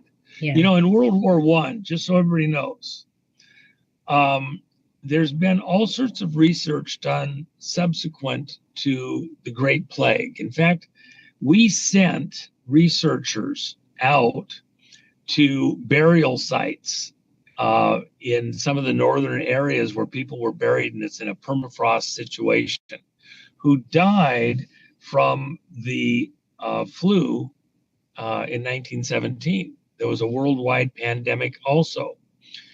And what was interesting about that, when we looked at those people, and they actually took samples, and at the time this happened, when this research was being done almost 2 decades ago now, when they looked at the bug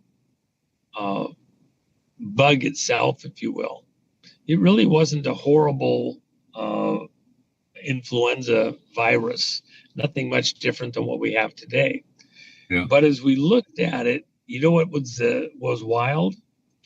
The ultimate conclusion, not just by one team, but by multiple teams looking at it, was this.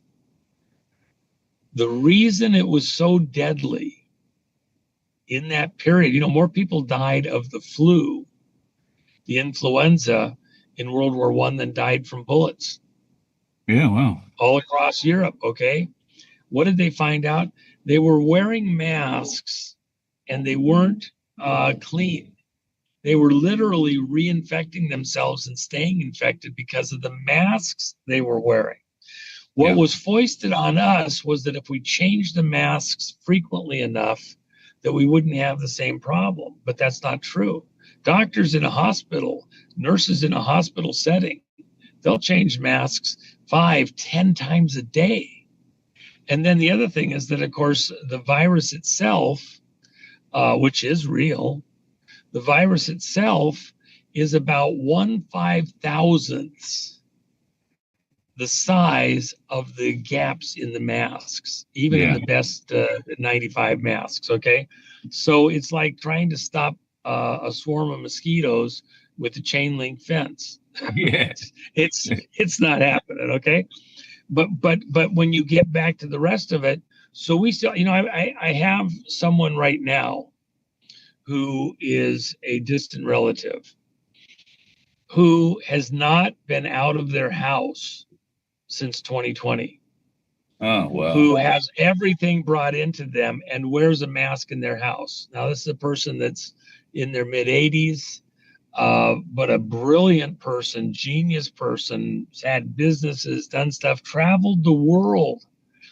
I can't believe it. It's so shocking to me that they're so inculcated with this fraud that they're destroying the last years of their life.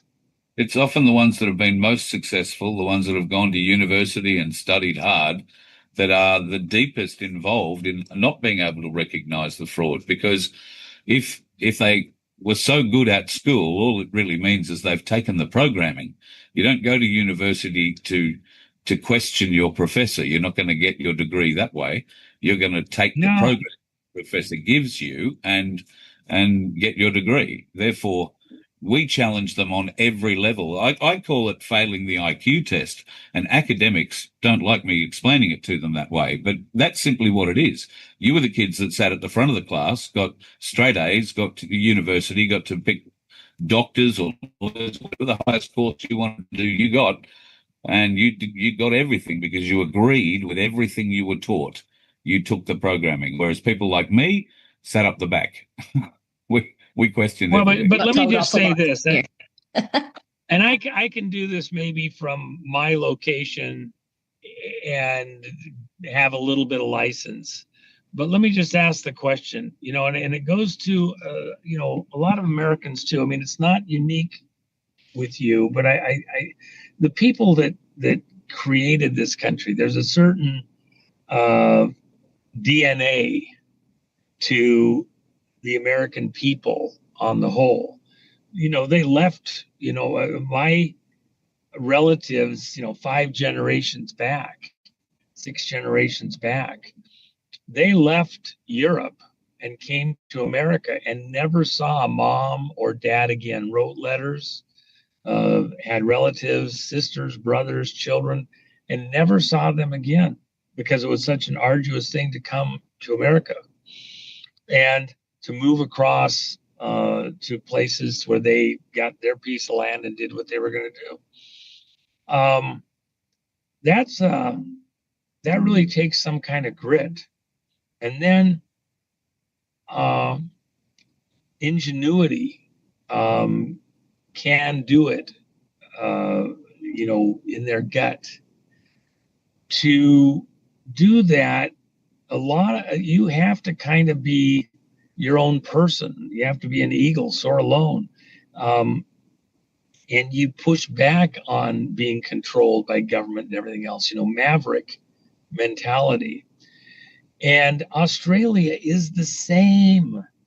The people that had the fortitude, forced or not, to go to this, amazing, beautiful, but barren wasteland and turn it into something in Australia. That's a whole different personality. Where in the world did that maverick DNA, that can do it DNA, get so lost, so programmed to where you can easily be sold a bill of goods, by flim flam men? Okay. Yeah.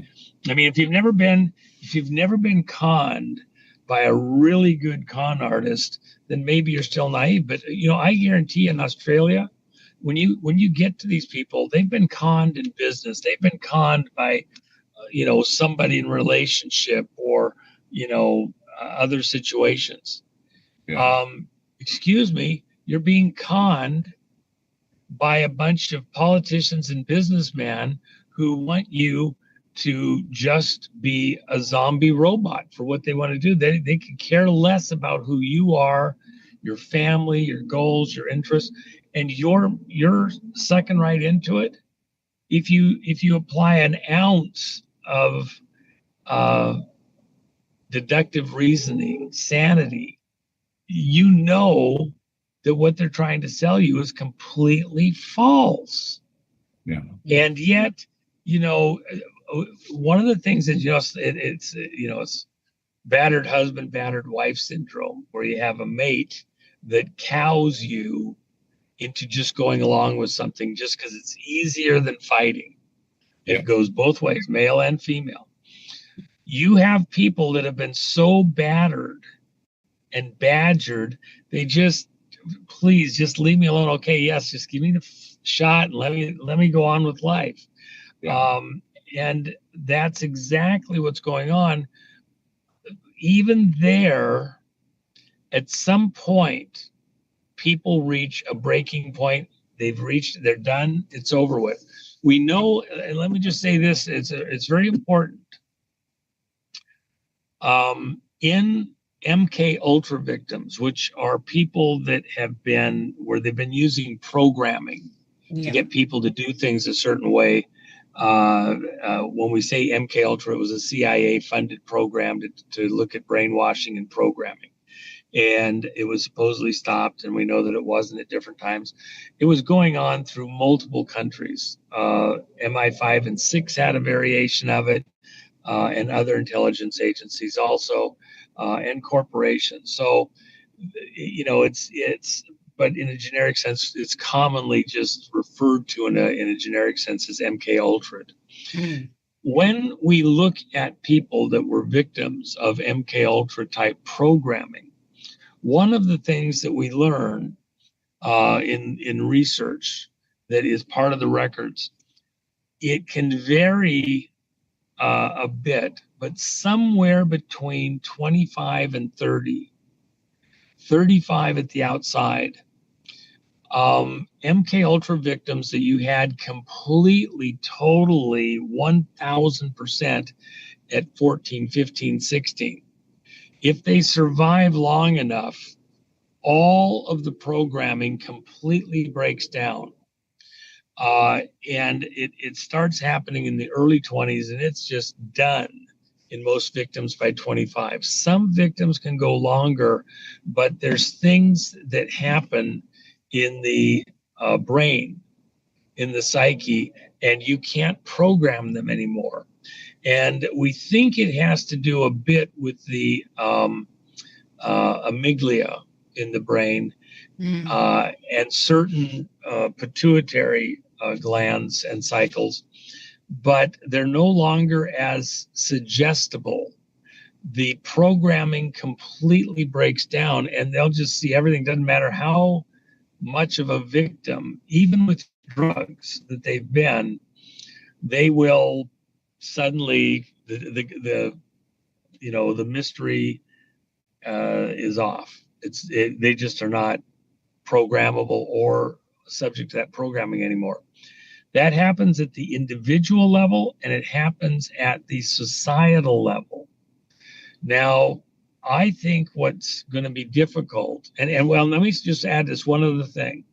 And there's usually a trigger that causes that. So, for example, I started saying over and over and over back in 2006 and 7, wherever I got the chance to do it, I mentioned the fact that Barack Obama's wife was a tranny, and that its name is Michael LaVaughn Robinson, and that everything else was a hoax. And I said it over and over and over. I had a very famous friend who was a very famous comedian, George Carlin. And I had told him this, and I said, they're trying to set this guy up to be president. He's a senator there in Illinois, and his wife's a tranny.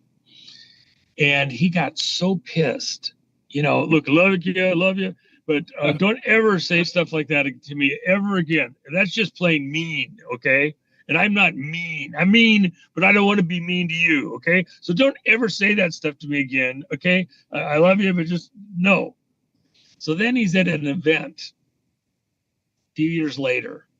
Obama's president, Michelle is there.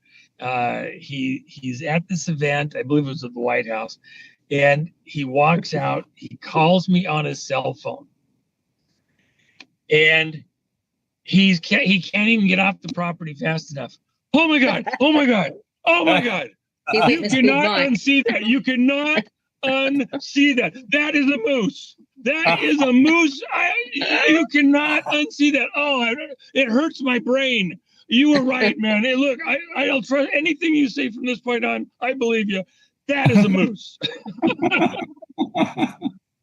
He couldn't even. He had to freaking stop to breathe. He was so upset. So, what happened there was he went through a harsh deprogramming operation. Okay.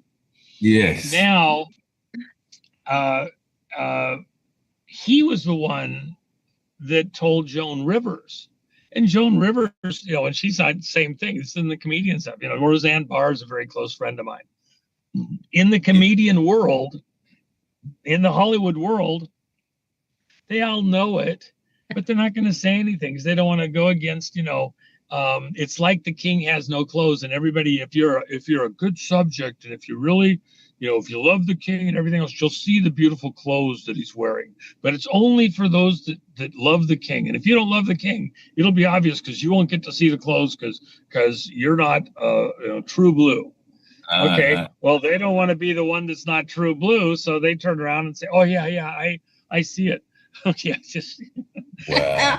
That is a moose. That is Big Mike. I think it's a Sasquatch. Okay, I don't know, but anyway, we've been talking about programming, and I'm a big believer. The whole theory that we are watching a movie, that things are playing out regardless of what we the people do at the moment. We can't have too much significant impact because of so many other things that have to play out behind the scenes.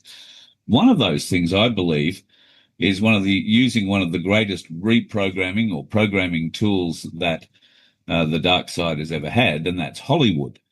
There's a new movie that's come out called Nuremberg, which features Russell Crowe, New Zealand Aussie, in the lead role. I was lucky enough to see it the other day, and the whole time I watched it, I felt that I was having the Nuremberg trials education that I needed.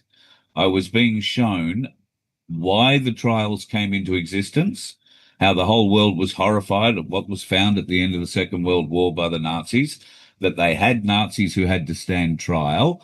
How did the world come together to hold X amount of Nazis on trial? What would be the consequences of any trial?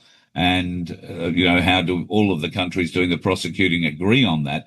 It takes people all the way through to the executions. It does. I got a call coming in. Hold 1 second. I'll be right back. Okay. Yeah, and no I worries. will let you guys talk about that for a second. Well, I don't know whether I said or did the wrong thing there. They're probably like, shut him up, shut him up. Yeah, well, I actually believe, when I was watching it, I thought this is a great way to educate people of how the world brings people to account when, certain people in a government, or various governments for that matter, have committed crimes against we the people. And I think that this really does show it has been done in the past.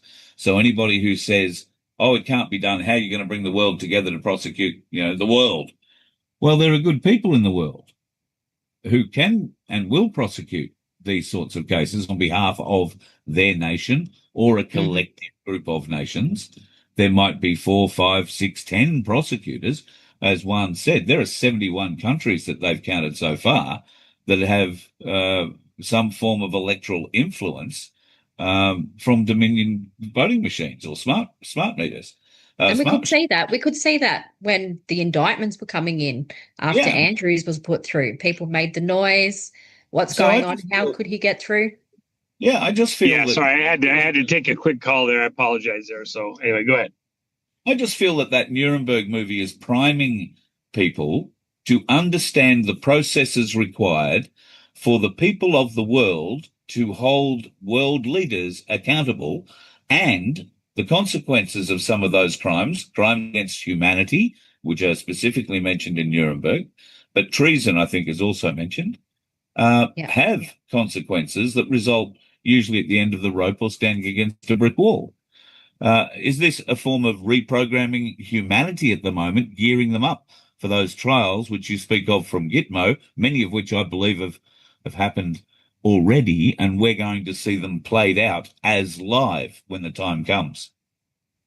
Well, let me help you out on this, and this is a really important part of the conversation. Within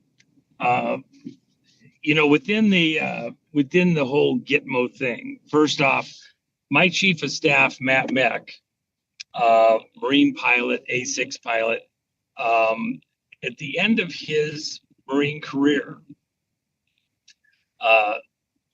he's a lieutenant colonel in the Marines, retired. He served a year and a half, almost 2 years at Gitmo. He's the person that actually installed the media center at Gitmo. So we have a little bit of knowledge of what's going on at Gitmo and how it works, what's going on with potentially any trials. There's a couple of people there. We sent some gang members when Trump first came back into office to Gitmo. We actually have lots of film of it, them going in the gates in their orange jumpsuits like that, to let everybody know that it's open, ready for business. They are not doing the kind of trials you described with secret tribunals and things like that. And the reason that you can't do this and do it in secret effectively is because it's not a deterrent for the people who would come down the road. It doesn't have the healing effect into the population. Part of what you do these trials for, they're not show trials in the sense that this is vengeance. This is so that everybody knows what really did happen, and to deter it from happening anytime again soon, readily, to stop this from ever occurring, what they did and seen, so they can't be glorified later. And also for the victims, so that the victims are able to have justice done in their behalf in this world and the next.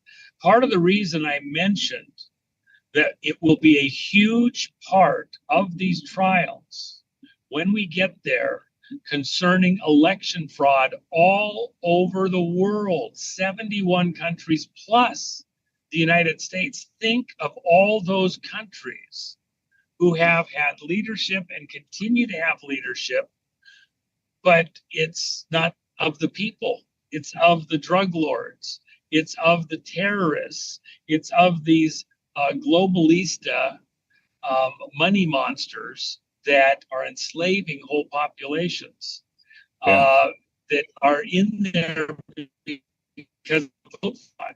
And then tied to that directly, the greatest fraud in the history of mankind globally with this COVID fraud, turning it into something that it was not, forcing the masks, which make it worse, intubating people and blowing their lungs up literally because the pressure was too high on purpose, killing millions just so they could steal the vote in mass planet-wide to have their globalist dreams come true, to make all the money all the time just for them. I got mine, too bad about you. Okay, their family, their way of life, their bloodline. That's going to be a tough one for the American people and for people all over the world to swallow. And that's why we have to break these illusions. So when I first started talking, for example, about the Michelle situation, just like George Carlin, nobody wanted to hear that. It just sounded mean. There was no, you couldn't go see the pictures you see today. But then people started looking more, and then they looked more, and then other pieces of the story came out, and it built out, and you couldn't keep the truth in a bottle. You just free it up. It'll take care of itself. And that's exactly what has happened. Now, the ones that are still in denial, And by the way, I'll give you another example just because I'm thinking of it right now. I have a friend, a family, everybody in this audience would know the name. And so wife and daughter had to go to a particular event at the White House. I had been one of the people, I was the date just for fun for New Year's. And wasn't romantic, was just fun. And we had a big New Year's party we're at. And so in the course of dinner and everything else, we talked about, it came up that they'd been at the White House and how beautiful Michelle was. She's the most beautiful woman in the whole world. And I said, are you kidding me? That's a guy. No. I saw him. How close did you get? You couldn't see the shadow on the chin by the end of the evening? Oh, no. They left at some point. And so they, I only saw them for about an hour, and they were about, on the other side of the room, probably, 50, 60 feet away. I said, man, that's a moose. Okay. You're looking at a guy. And I can, take they'd go off on these trips, and they'd have all these planes to go just do one little presidential visit. I mean, they'd have 30 airplanes in the air, everybody going to tag along with them, okay? And one of them's the 747 with the wardrobe, just for Madonna, all the makeup artists, all the camera people, just to make sure that Michelle, looked her best.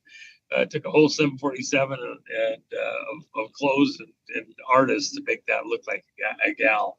So anyway, I think about a year and a half, 2 years goes by.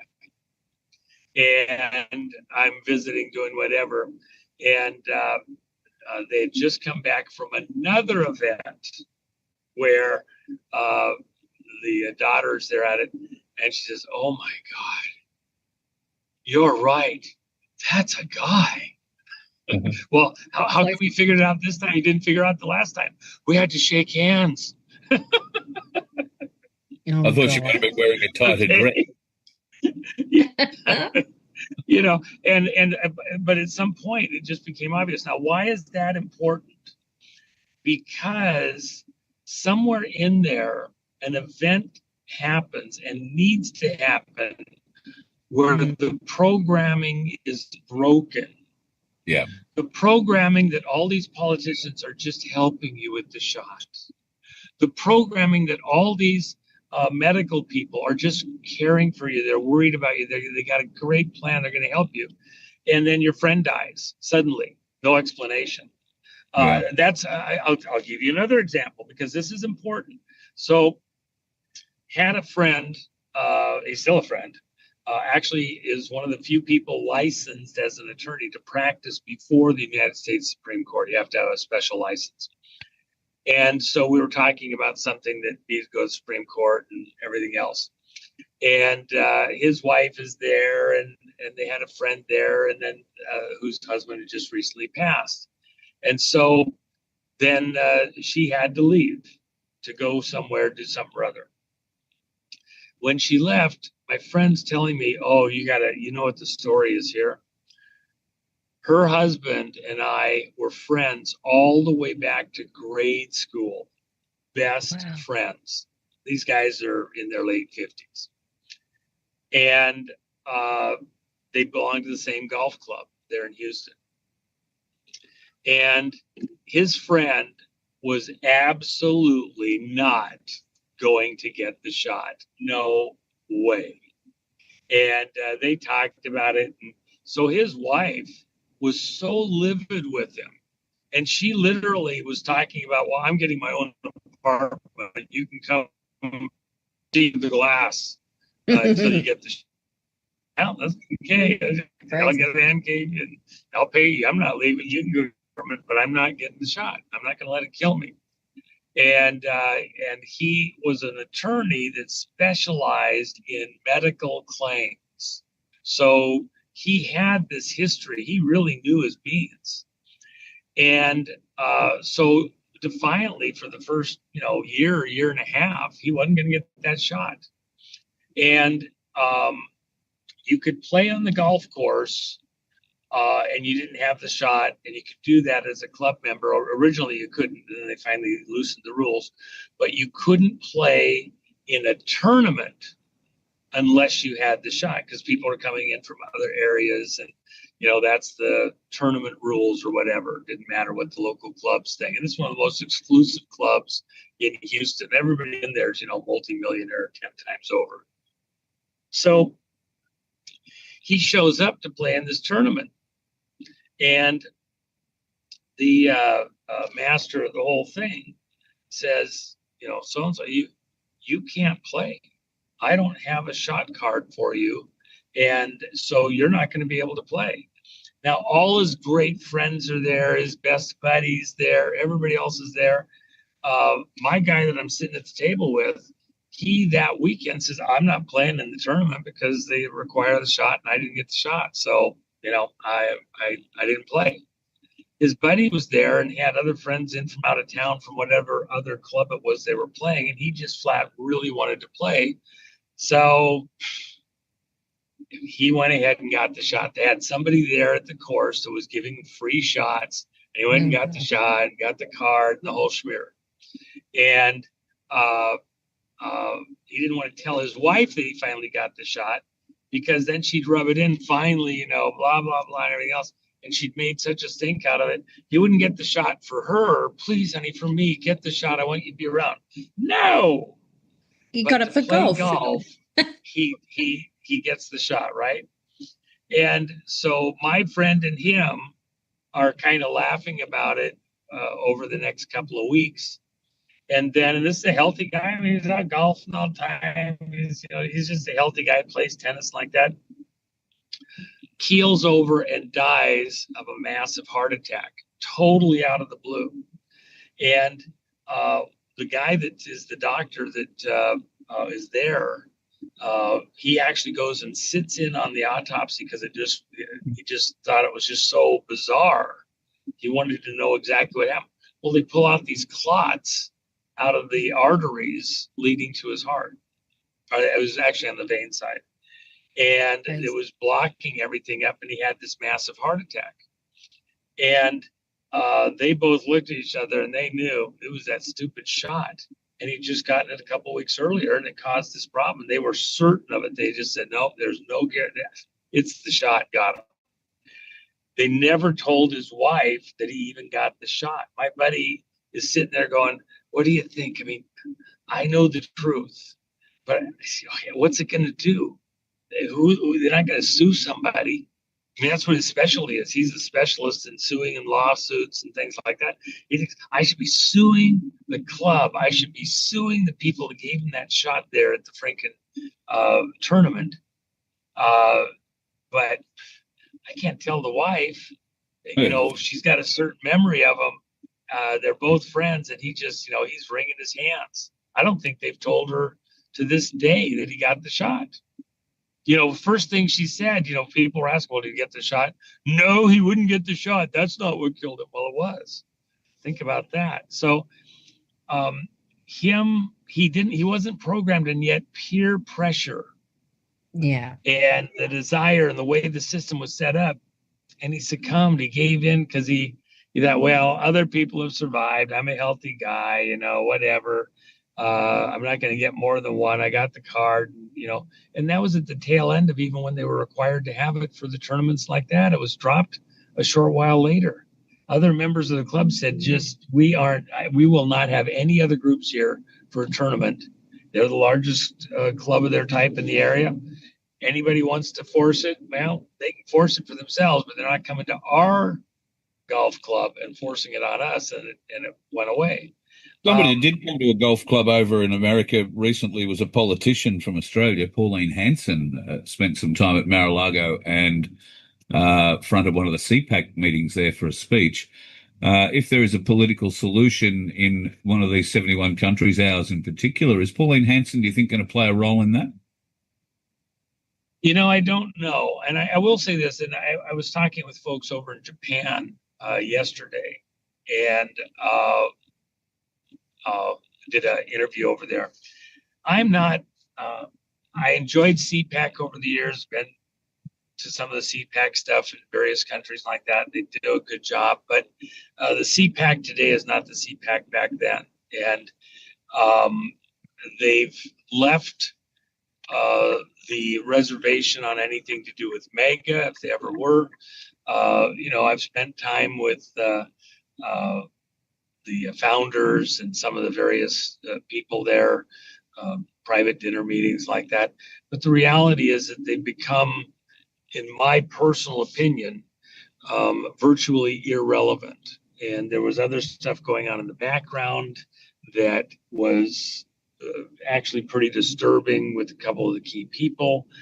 Some of that leaked out. I don't want to rehash it today, but it's not, even though they continue to do these huge meetings and everything else, part of my complaint with a number of those groups who've done those meetings, and it fit a moment in time in the country, I guess, where it was useful to have these big meetings. But the reality is,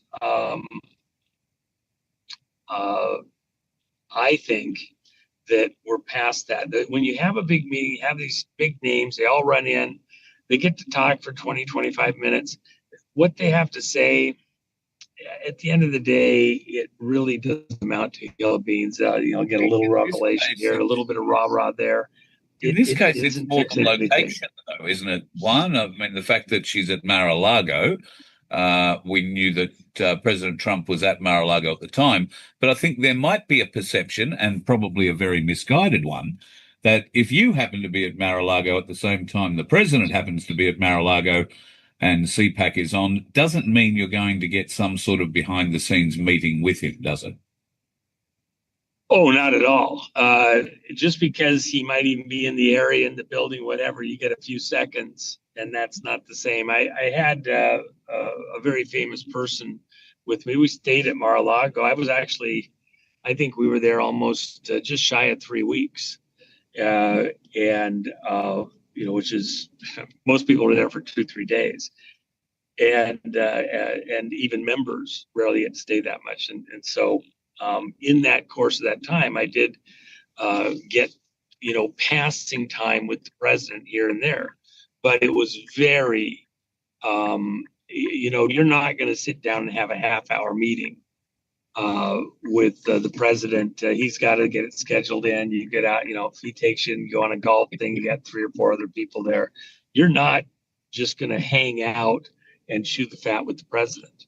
Although I will tell you, okay, here's a funny thing to happen. So we're out by the pool. We have one of the great, units that has a pool, side room bungalow. Okay. On the east side of the whole complex.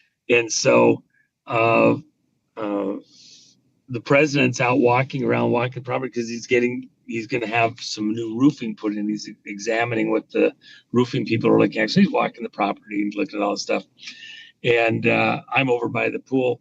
Jen's in the room. And all of a sudden she looks out the window. He's right outside the room looking at stuff. And she's like, and he looks at him and says, "Oh, there's somebody in there." She didn't offer him a cookie. Around the front. Yeah, I would have if it was me. I think she was just shocked. But he's so hyper busy. Even then, he wasn't president, but hyper busy. I think we talked more with him when we were at one of the rallies than we did at the property. As we were spending time there getting photographs and doing stuff like that. So again, his time it's in the rarefied air. Yeah. And even for members, I have a number of friends that are members at Mar-a-Lago. There's only 500 members, 250 from the Palm Beach area, and then 250 from outside the area. That's the max you can have at any time. So it's limited membership. And because of the county ordinances, it has to be half and half. It has to have at least 250 members from right in that area in order to be to run. So I've, been there doing stuff. One of my friends who's been a member for like 15 years said, you've spent more time with the president when you're here in those passing moments than I've spent the entire time I've been a member here at the club. So, the reason I say that is because, again, it's so passing. And when he has time to talk, if you get time to talk to President Trump, you're not really talking about, is the fishing good out in front of here? What do you think about the weather this week? Every person that gets to him has some pressing thing that they need him to know about, deal with, give a reaction to, take some action. Think about the position that he's in hour to hour, day to day, every single day. And that's his life.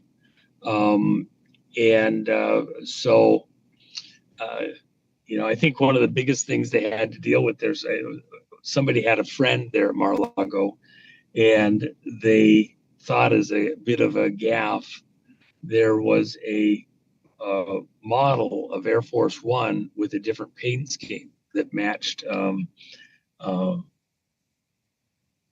F. Kennedy Jr.'s plane before it went missing. Yeah, crashed, and with the orange or with the red stripe and the black and like that. So this plane was in the Oval Office when Trump was president during the first term, and then he had it at the entrance of Mar-a-Lago. So somebody thought, as just being a smartass, as they're walking out to get in their car, to grab this plane and take it, and they took it out of the state, went somewhere else.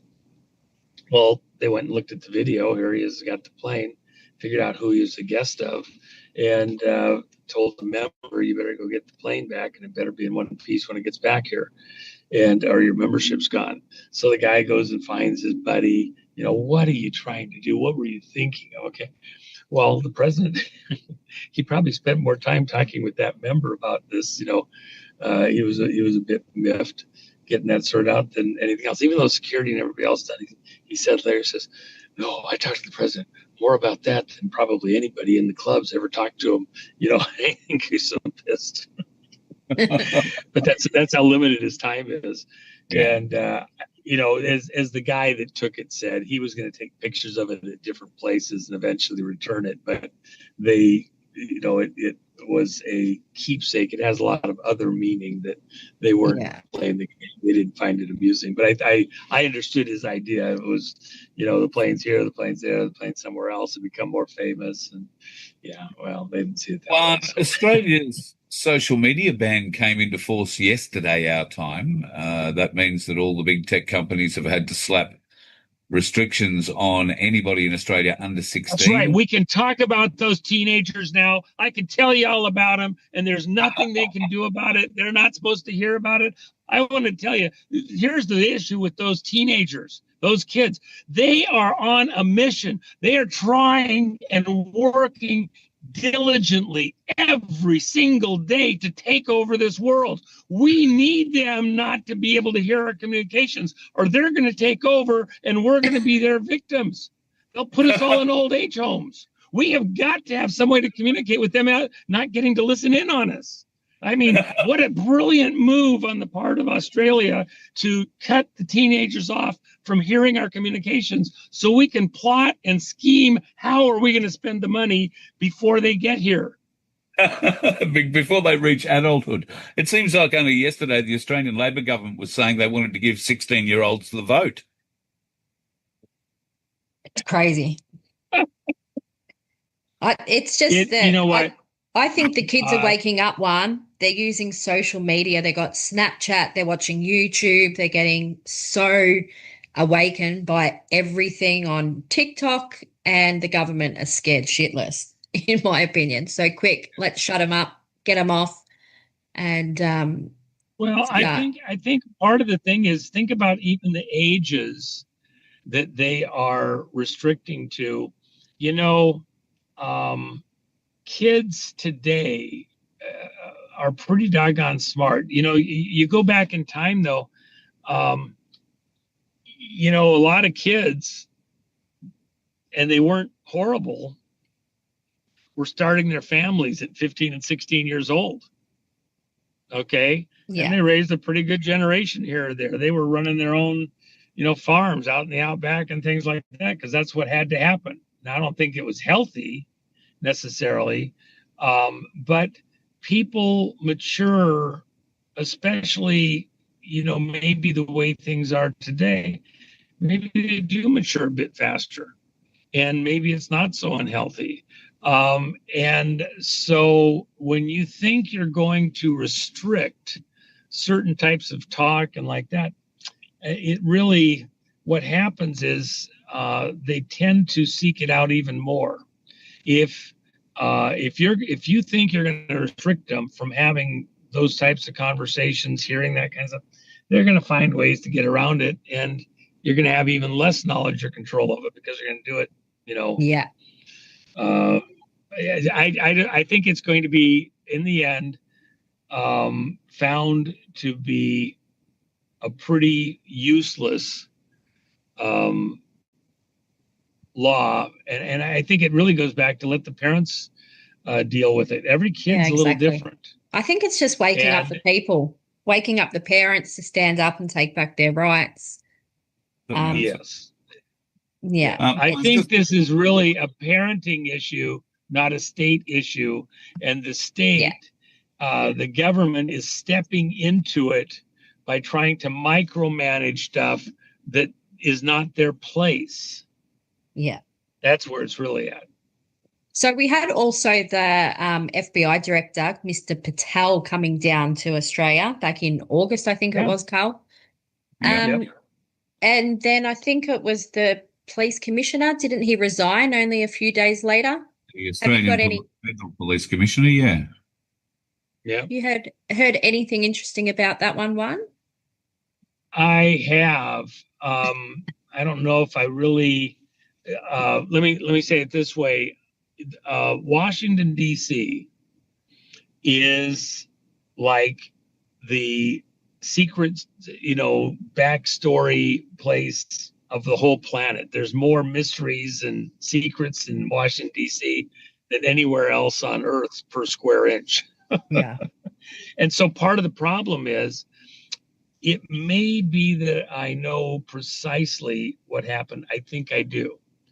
But the other side of the coin is, number one, sometimes stuff is sifted out to see, they tell the story 10 ways and see where the leak is. Yeah. And you don't know if you got a variation of the truth or the true truth. And so I kind of take it all in with a deep breath in order to, over time, there may be stuff that I think is critical to know and to share. And there's other stuff where it's a juicy tidbit, but it's really, are you helping or are you hurting on the situation? And so I don't know that I know what the truth is. I think I do. And it's a lot broader than just Australia. And so I want to see how this fleshes out the rest of the way. And, and plus,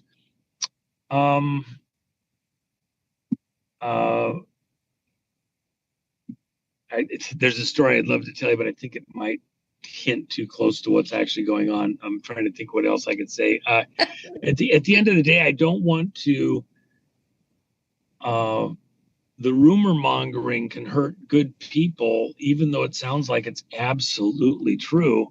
How many times have we had somebody that was accused of something and they did step down, but it still turned out later not to be true? Yeah. But they couldn't defend themselves at the time. And so am I going to, well, there you go. That's an example. Yeah. And so I don't want to mention the specific, something that would tip it off precisely, because I don't want to go against what I just told you. But, there is a lot of stuff that I think the public does need to know.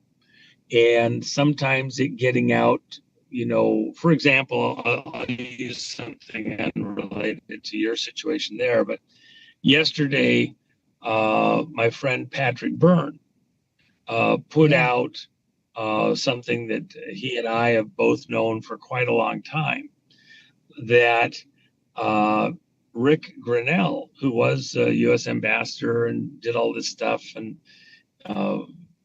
pretty critical back at the 2020 election stuff. There's film of him in the possession of several intelligence agencies from other countries, plus our own CIA and FBI, of him with a teenage boy, he's gay, that's late 15, might have been 16 at the time, engaged in sex acts, okay? And so he's been being blackmailed since before he was the ambassador. And that's a pretty shocking revelation. Nobody had said it in public. We all knew that the allegation was there. So, and I'd heard it from multiple sources, which I'm sure all of the sources that I had came from the same original place, okay? They didn't have independent knowledge. They just knew what the rumor was. Well, I didn't want to pass the rumor on. Now it's out in the public. It's a big deal. At the same time, Patrick mentioned that Radcliffe, who was the head of, was director of National Intelligence Office, ODNI, which is the same office that Tulsi Gabbard now occupies. Radcliffe was director of national intelligence when the 2020 election happened. He was the one that had the legal responsibility to give President Trump this document, this paper, of any information regarding foreign interference in the 2020 election. Well, he, in collusion with several agency directors, FBI, CIA, National Reconnaissance Office, NRO, NSA, National Security Agency, none of them gave their investigative work product to Mr. Radcliffe, and therefore he didn't give the report to Trump that he was supposed to under an executive order. So it's an insurrection. And then Biden eventually was put in office. Okay. Now, the reason I went into that detail is because even at the time this was happening, we knew behind the scenes there was scuttlebutt that he was seeing young women, not necessarily they were adult prostitutes, okay, in Washington, D.C. while he's doing his job. Okay, and that there was film that, again, multiple agencies had this film. I didn't say anything. I certainly behind the scenes in conversations. Why is Radcliffe not doing things? Who's got something on him? What is it that they have? How would they use it? Well, I was aware of all of that. I was there in the conversation. I know all sorts of stuff. I know the rumors. And they're everywhere on lots and lots of other people. But without direct knowledge, without somebody, without the film or report or whatever, it's not my place to, out somebody like that. And what if the rumor's not true? Yeah. What if it's, completely untrue? And let me just give you a quick example. So I had a teacher in high school. This teacher had been he's a great teacher. He's an English teacher, but he had been a pastor of a church. And my wife didn't close the door here. One second. There we go. Got it. He'd been a pastor of a church, and what happened was, and he was a pastor at this church for like a decade, and then all of a sudden things started going wonky. He had good attendance, and everybody was there, and blah blah blah, and people started acting weird around him, and he wasn't quite, what's going on, and then finally, a couple of the men from the, board or whatever, the church said, we need to have a talk. We need to have a talk right now. They dragged him off and go to a office room. We want you to put in your resignation, step down, go someplace else. Why? And these are guys that, he felt were his best friends and good guys. And, they'd worked all this stuff together and building projects at the church and all that. Well, we're aware of some stuff. We know you know what we're talking about and why. We just need you to step down. We don't want a scandal. We don't want a problem. He's like, what are you talking about? Scandal, problem. What are you talking about? We're aware that you've got a mistress. You are? I have a mistress? I'm happily married. I got 2 kids. You see us around here all the time. Well, we had an investigator follow you. On what basis? Well, one of the women in the church, in the choir, had seen him. They were living on an island community, and he had gone back to town, and he was at a hotel, and had come down from the area where the rooms were with a woman. They had lunch, and then he went back, over to where the elevators were and returned to the room, came back out later with a bag that, was clearly a clothing bag and stuff like that. And so they figured this was a tryst going on, had an investigator follow him, and about a month later caught him going over to the city again, to the same hotel, and meeting this woman, and leaving. They had pictures, they had everything. And so they know that it's true. They don't want to embarrass him. He's going to have to confront his wife about it, and his kids and all that. They didn't want to make a stink. They just want him to leave.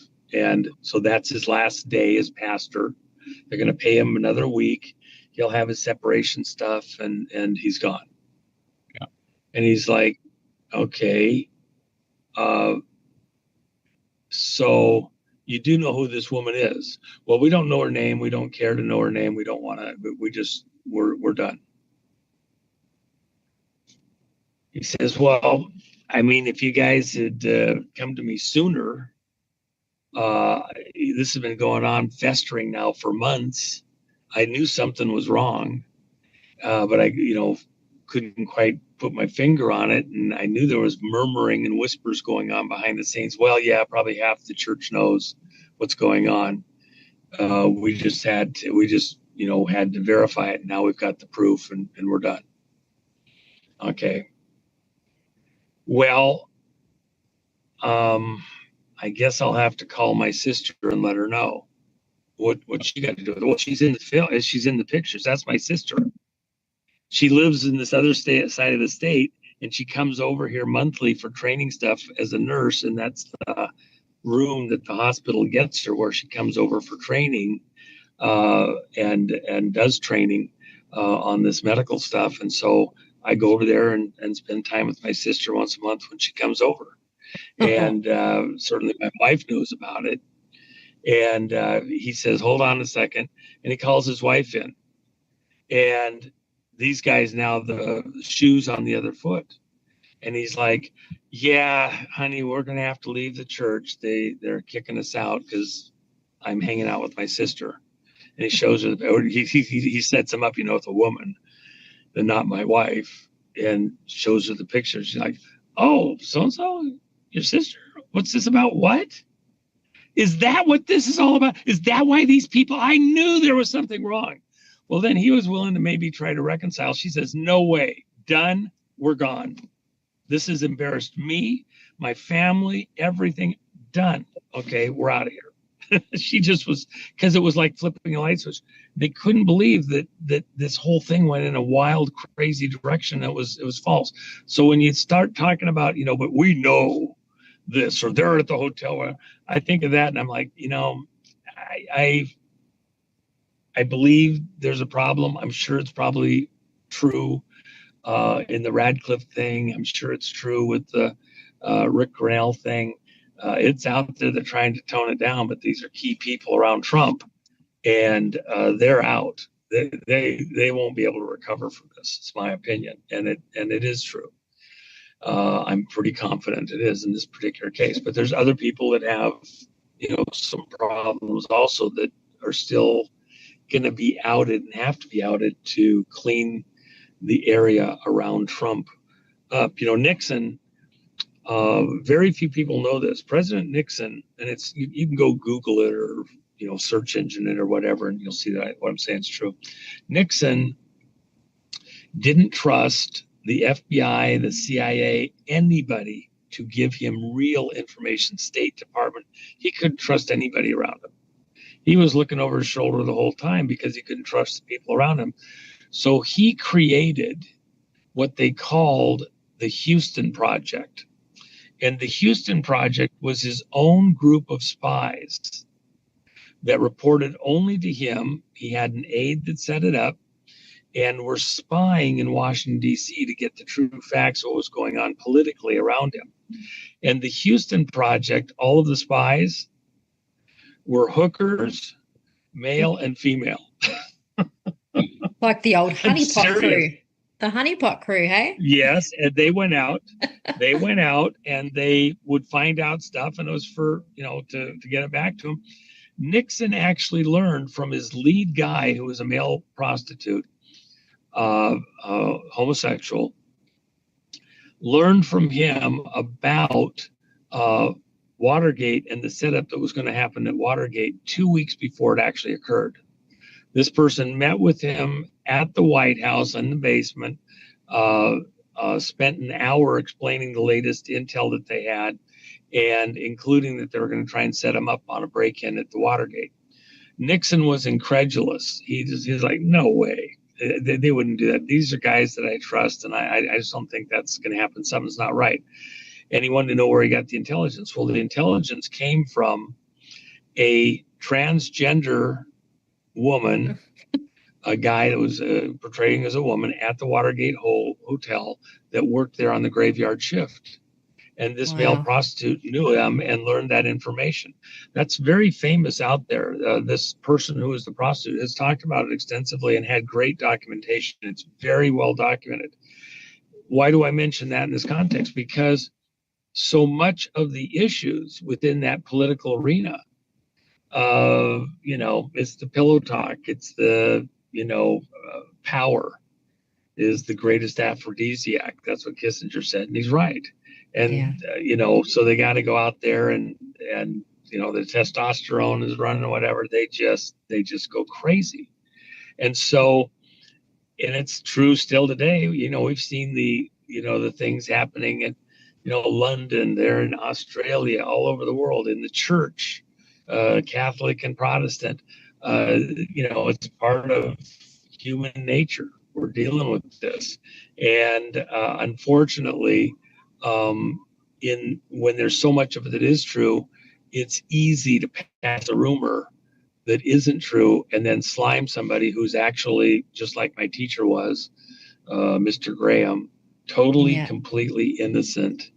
But you destroy somebody's life. And he left, never did any more pastoring, became a school teacher, did a fabulous job, was absolutely an amazing teacher, but completely turned off from all the rest of it because of the way these people acted in the course of this.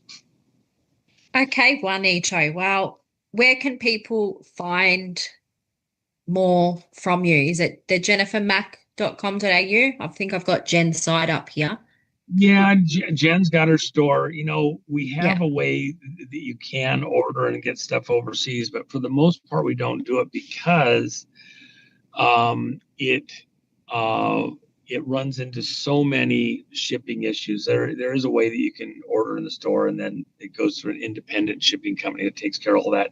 I've tried to do that separately. So, yeah, it's a pain. It's easier if you just have a friend in the States to grab it and then send it off or whatever. And I apologize for that. It's just so cumbersome. I haven't been. You'll just have to bring it down when you come to Australia next. There you go. Yeah. There we go. Exactly. Some bathers, some shorts for Carl.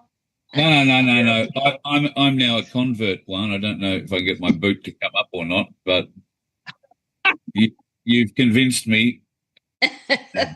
Oh yeah, yes. Peach it, brother. Peach it. I've been in the islands for a week and a half or so. We come over kind of often, but I haven't been wearing my boots the last several days. I've been wearing my sandals.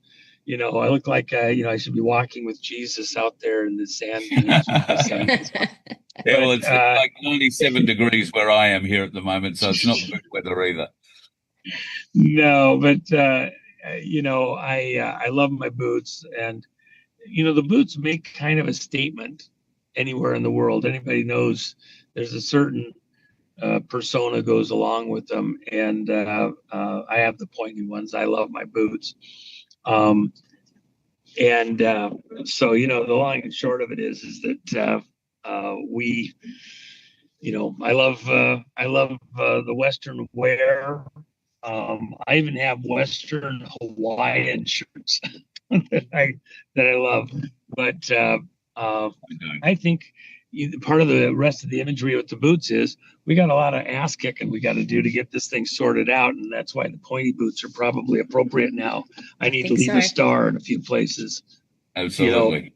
And show these guys to the door a bit so we can get on with life. All right. Well, thank you for spending some time with us today. Yeah, we thank you so much, and I'm sure that you'll send us some text messages on what's going on in the world, like you flick us every so often. But do keep us in the loop. Well, and I don't know if you saw it. For people that are customers over at allpatriots.gumroad.com, I have a customer list there that's fairly large, and so I will send out a note here and there. That's the only place that I actually put anything out. I don't have social media as such. I have a couple of fans that do different ones, and I'm glad to have them out there doing it, but I don't actually do it directly myself.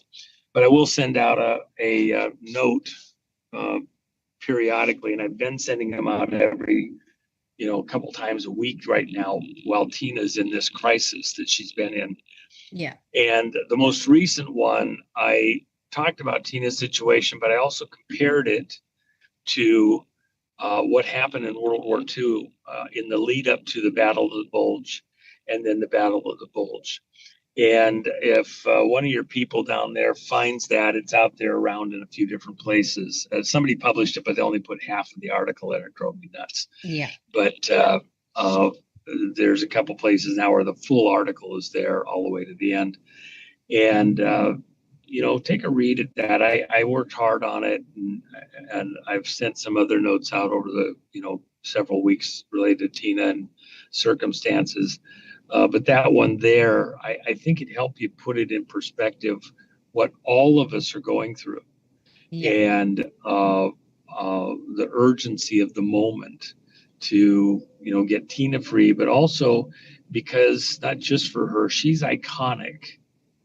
And so she's so representative of so many things we've all gone through.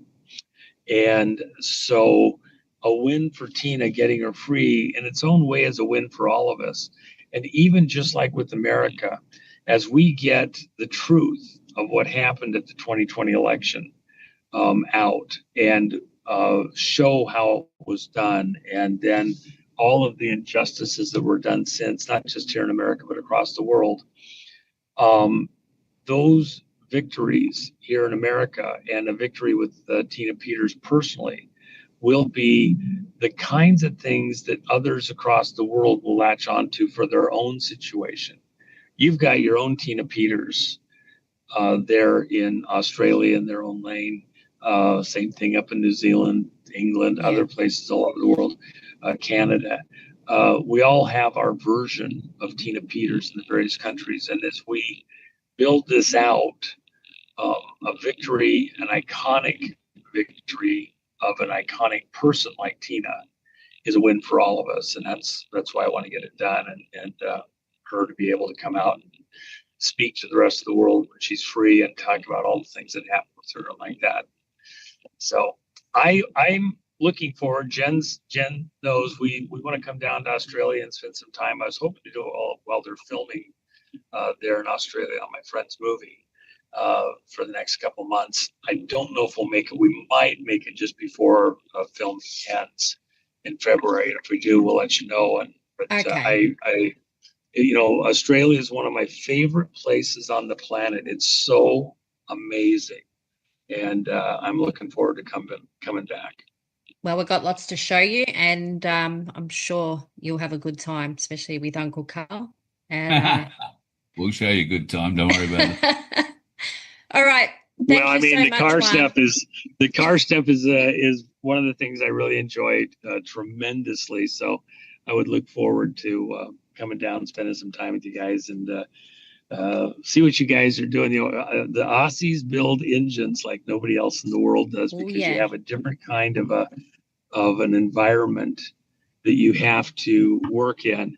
And so you guys have been pretty good at showing us a few tricks from there. So I'd look forward to coming on down, having some fun.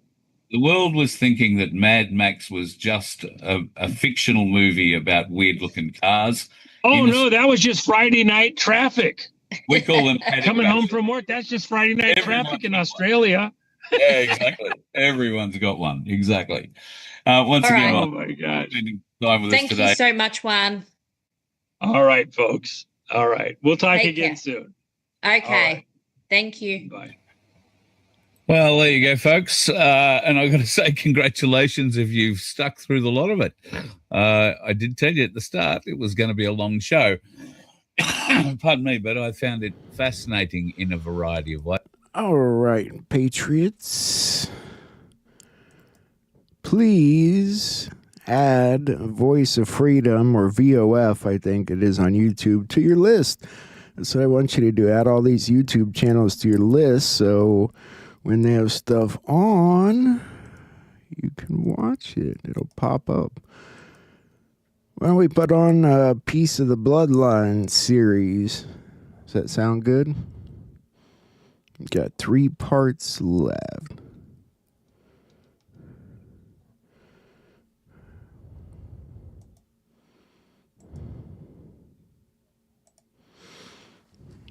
Putting it up, putting it up.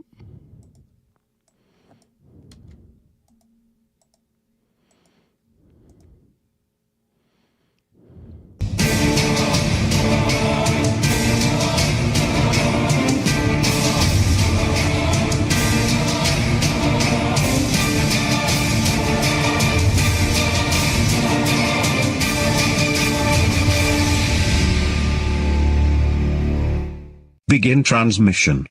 This is a message from George News, also known as the Anonymous Charity and the Collective. Today's broadcast date is June 18, 2019. This is part 16 of our original series, Bloodlines, The History of the Deep State. Please enable US English subtitles. Let's continue. We left off on June 15th. If you have managed to make it through all 15 parts so far, well done. We are now halfway there. The Farnese family. The Farnese family crest is a yellow shield with 6 blue fleur-de-lis forming an upside-down pyramid. The story goes that they created their name, Farnese, around 900 AD after one of their castles, Castrum Farnetae, which translates to Castle of Fame. Farnese is a municipality in Italy in the province of Viterbo. The area grows a particular oak tree called Farnia. Remember, cultists put great value on oak trees and most things in nature since their mother god is not Mary but nature. It seems the Farnese family has not had a need to change their names as often as the other families we have documented before. They are very easy to find, mainly dukes and queens, who seem to be strangely ignored by the public. This makes sense since their deeds are carried out by others, like the lower elite families, allowing them to live the easy life. Although it is easy to look them up, we will review some main Farneses here.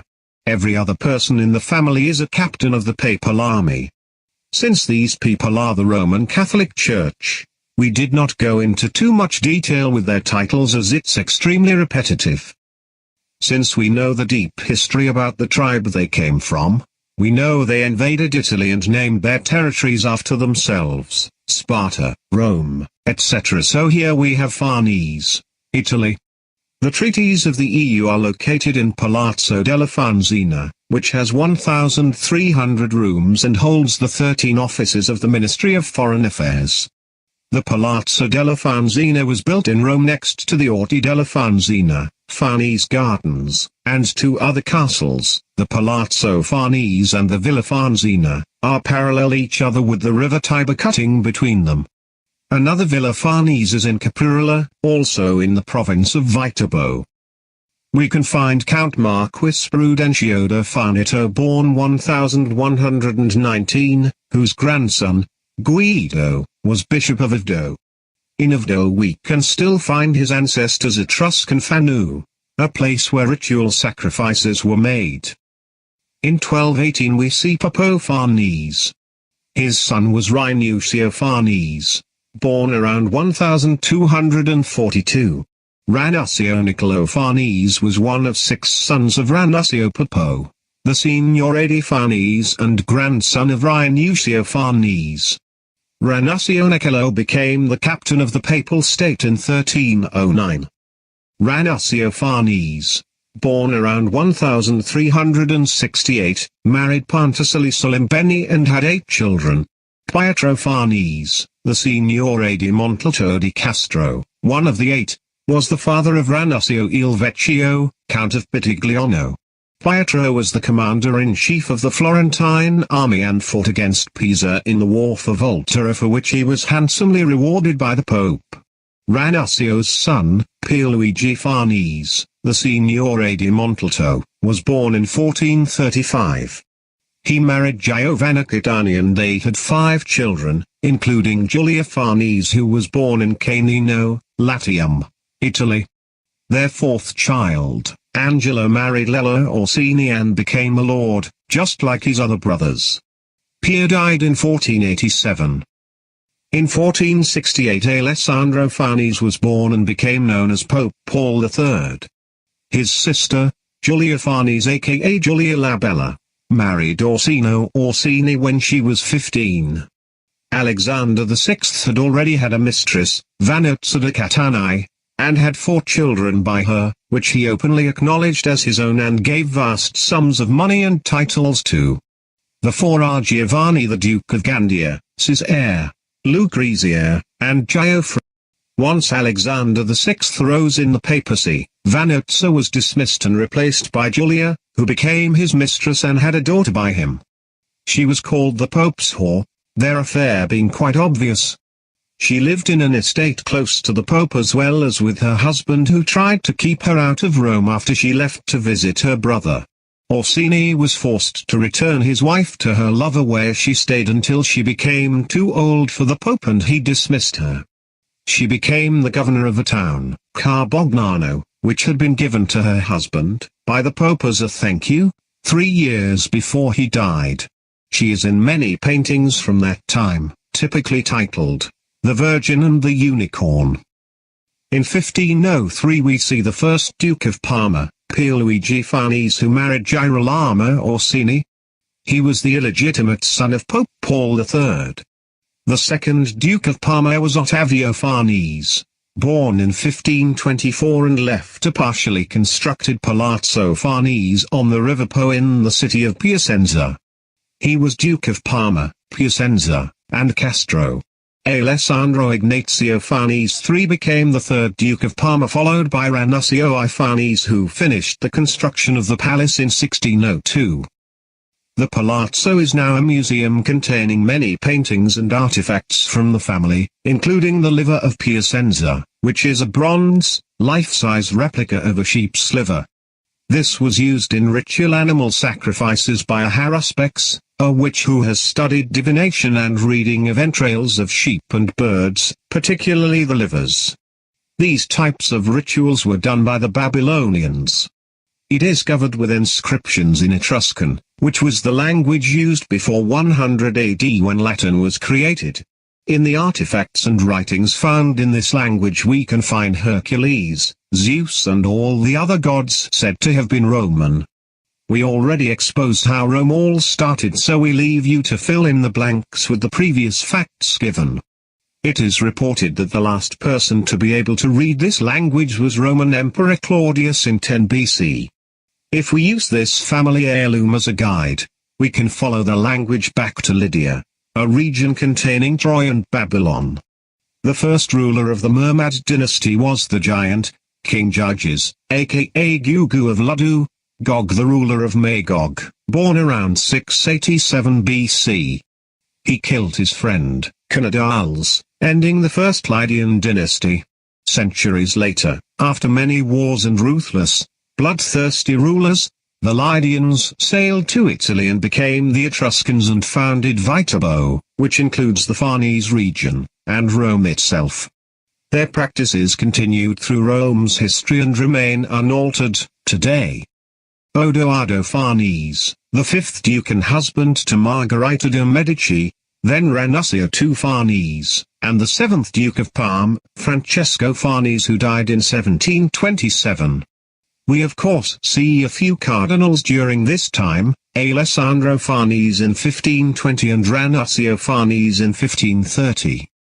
Born in 1692, Elizabeth, aka Isabel de Farnese, Elisabetta, Isabella, Farnese became the Queen of Spain, second wife of King Philip V, as arranged by Cardinal Alberoni. She was the mother of Charles III and niece of Antonio Farnese, the 8th Duke of Parma until 1731. Having control over her weak husband, Elizabeth ruled Spain and through many wars, succeeded in expanding her reach to Italy so her children could rule there. One of her sons, Carlos, Charles III, became King of Naples and Sicily and Spain, which were passed down to his son Charles IV. Among her 6 children we can see Maria Antonietta, who became Queen of Sardinia after marrying King Victor Amadeus III. Charles III had 19 children, most of whom died in infancy and more who died while still young, as is usual with their blood. One son, Gabriel Antonio Francisco de Bourbon and Sajonia, married Maria Juana Vittoria Josefa de Braganza and had 4 children. He died November 23, 1788 in Madrid. His brother, Ferdinando I Antonio Pascual Juan Nepomuceno Serafin Gennaro Benedicto de Bourbon, King of the Two Sicilies, had 20 children total with his 2 wives, Maria Carolina von Habsburg-Lothringen and Lucia Migliaccio, Duchess of Floridia. His children include Princess Luisa of Naples and Sicily and Grand Duchess of Tuscany, Prince Alberto di Bourbon, and Princess of Asturias Maria Antonia, as well as Charles IV, King of Spain, Sicily, and Naples. Charles IV died in 1819, leaving his son Fernando VII, called El Decido, meaning the desire, as king. He died September 29, 1833, father of 4, 3 of whom survived. His daughter, Maria Isabel II, became the Queen of Spain and the Two Sicilies. Mother of 12 children, she died April 10, 1904. Her son Alfonso XII, called El Pacificador, meaning pacifier, was king until he died at the age of 27. Alfonso XII, Francisco de Assis, Fernando Pio, Juan Maria de la Concepción, Gregorio Pelayo de Bourbon, King of Spain, passed on his throne to his son, Alfonso XIII de Bourbon y Habsburgo, who died February 28, 1941. In 1931 Alfonso had to flee his country due to overwhelming rejection. His son Juan was named successor while he was hiding from his country, 6 weeks before Alfonso died. Juan's son, Juan Carlos Alfonso Victor Maria de Bourbon y Bourbon dos Sicilias, married Princess Sofia, of Greece and Denmark, and abdicated his throne in 2014 to their son, Felipe V, following a long line of scandals. Knight of Malta and Jesuit Juan Carlos murdered his younger brother Alfonso with one bullet through his forehead. Of course, this has been completely covered up by multiple fantastic stories such as, Alfonso was playing with the gun while he was cleaning it and shot himself accidentally.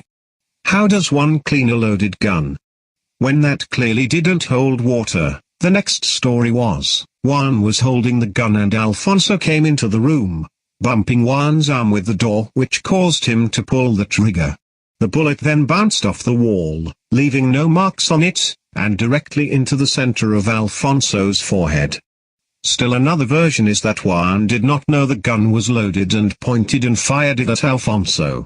And one more is that Alfonso didn't know the gun was loaded and he pointed it at himself, directly in the forehead, and pulled the trigger. When a gun is loaded, it is easy to tell. Other abuses of his power include spending exorbitant amounts of money on personal hunting trips. He brags about his elephant and bear kills.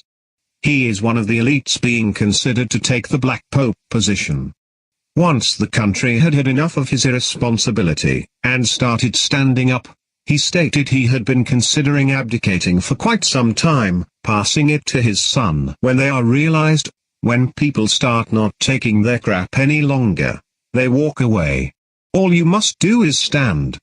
If they were all revealed, like we have done here, and the people called them what they were, they would have to go into hiding again and start their plan fresh, under a different title in a couple generations. They are weak and they are cowards. All of them. Juan and Sofia have 3 children. The Duchess of Lugo Infanta Elena, who is divorced from Jaime de Marichaela Vicente de Tejeda, son of the Count and Countess of Ripalda. Their children are Victoria and Felipe. In 2012 Felipe shot himself in the foot. He then failed and dropped out of school. Juan Carlos' second daughter is Cristina. She was married to Iñaki Urdangarin, a former Olympic athlete, who was investigated on corruption charges. The couple is divorced with 4 children.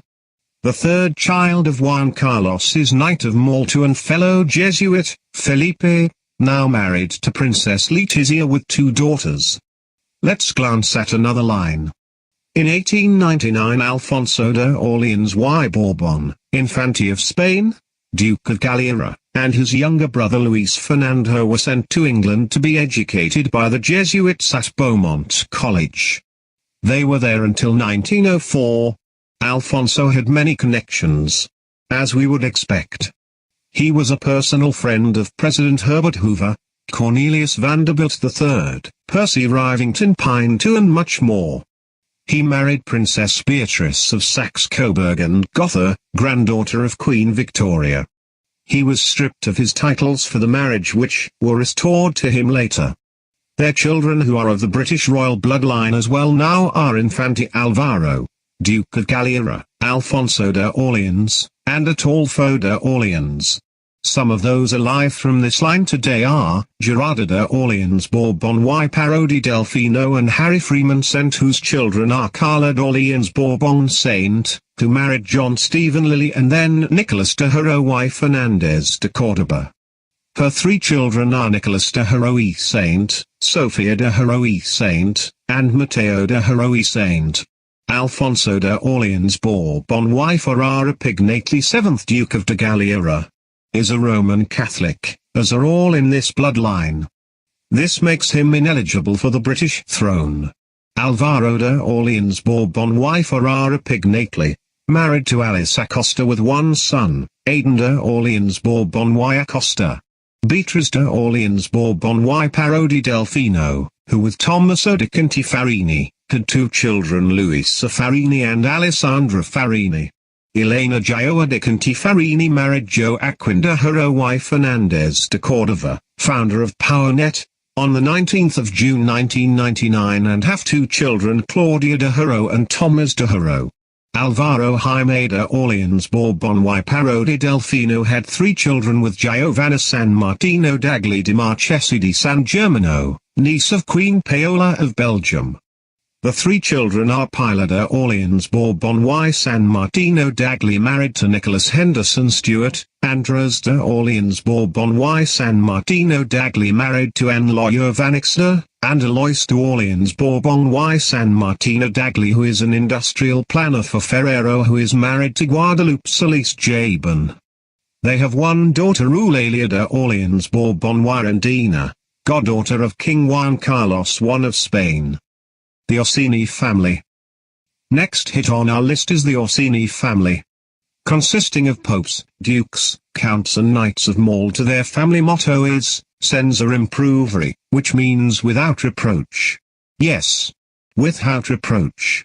Their family crest is a white silver shield with a Tudor red rose and 3 diagonal red stripes. The rose has a meaning, so we will explain. The Tudor rose, aka Union Rose, is a secret symbol of the mystics and cultists. The symbol has a twofold meaning. There is sometimes a double rose, one white inside one red, representing the two orders, inner and outer. The white rose is on a pentagram, and represents the silver star, SS, outer order. The red rose, which is on an upside-down pentagram, represents the inner order of the Knights Companions of the Order of the Garter, the Knights of Rhodes and Malta, the companions of 300 Knights of the Order of the Round Table. They are descendants of the Maximus family of ancient Rome. We will start in the region of Orsini, an area in the province of Viterbo, same as the Farneses. The name Orsini means bear. Let's take a look.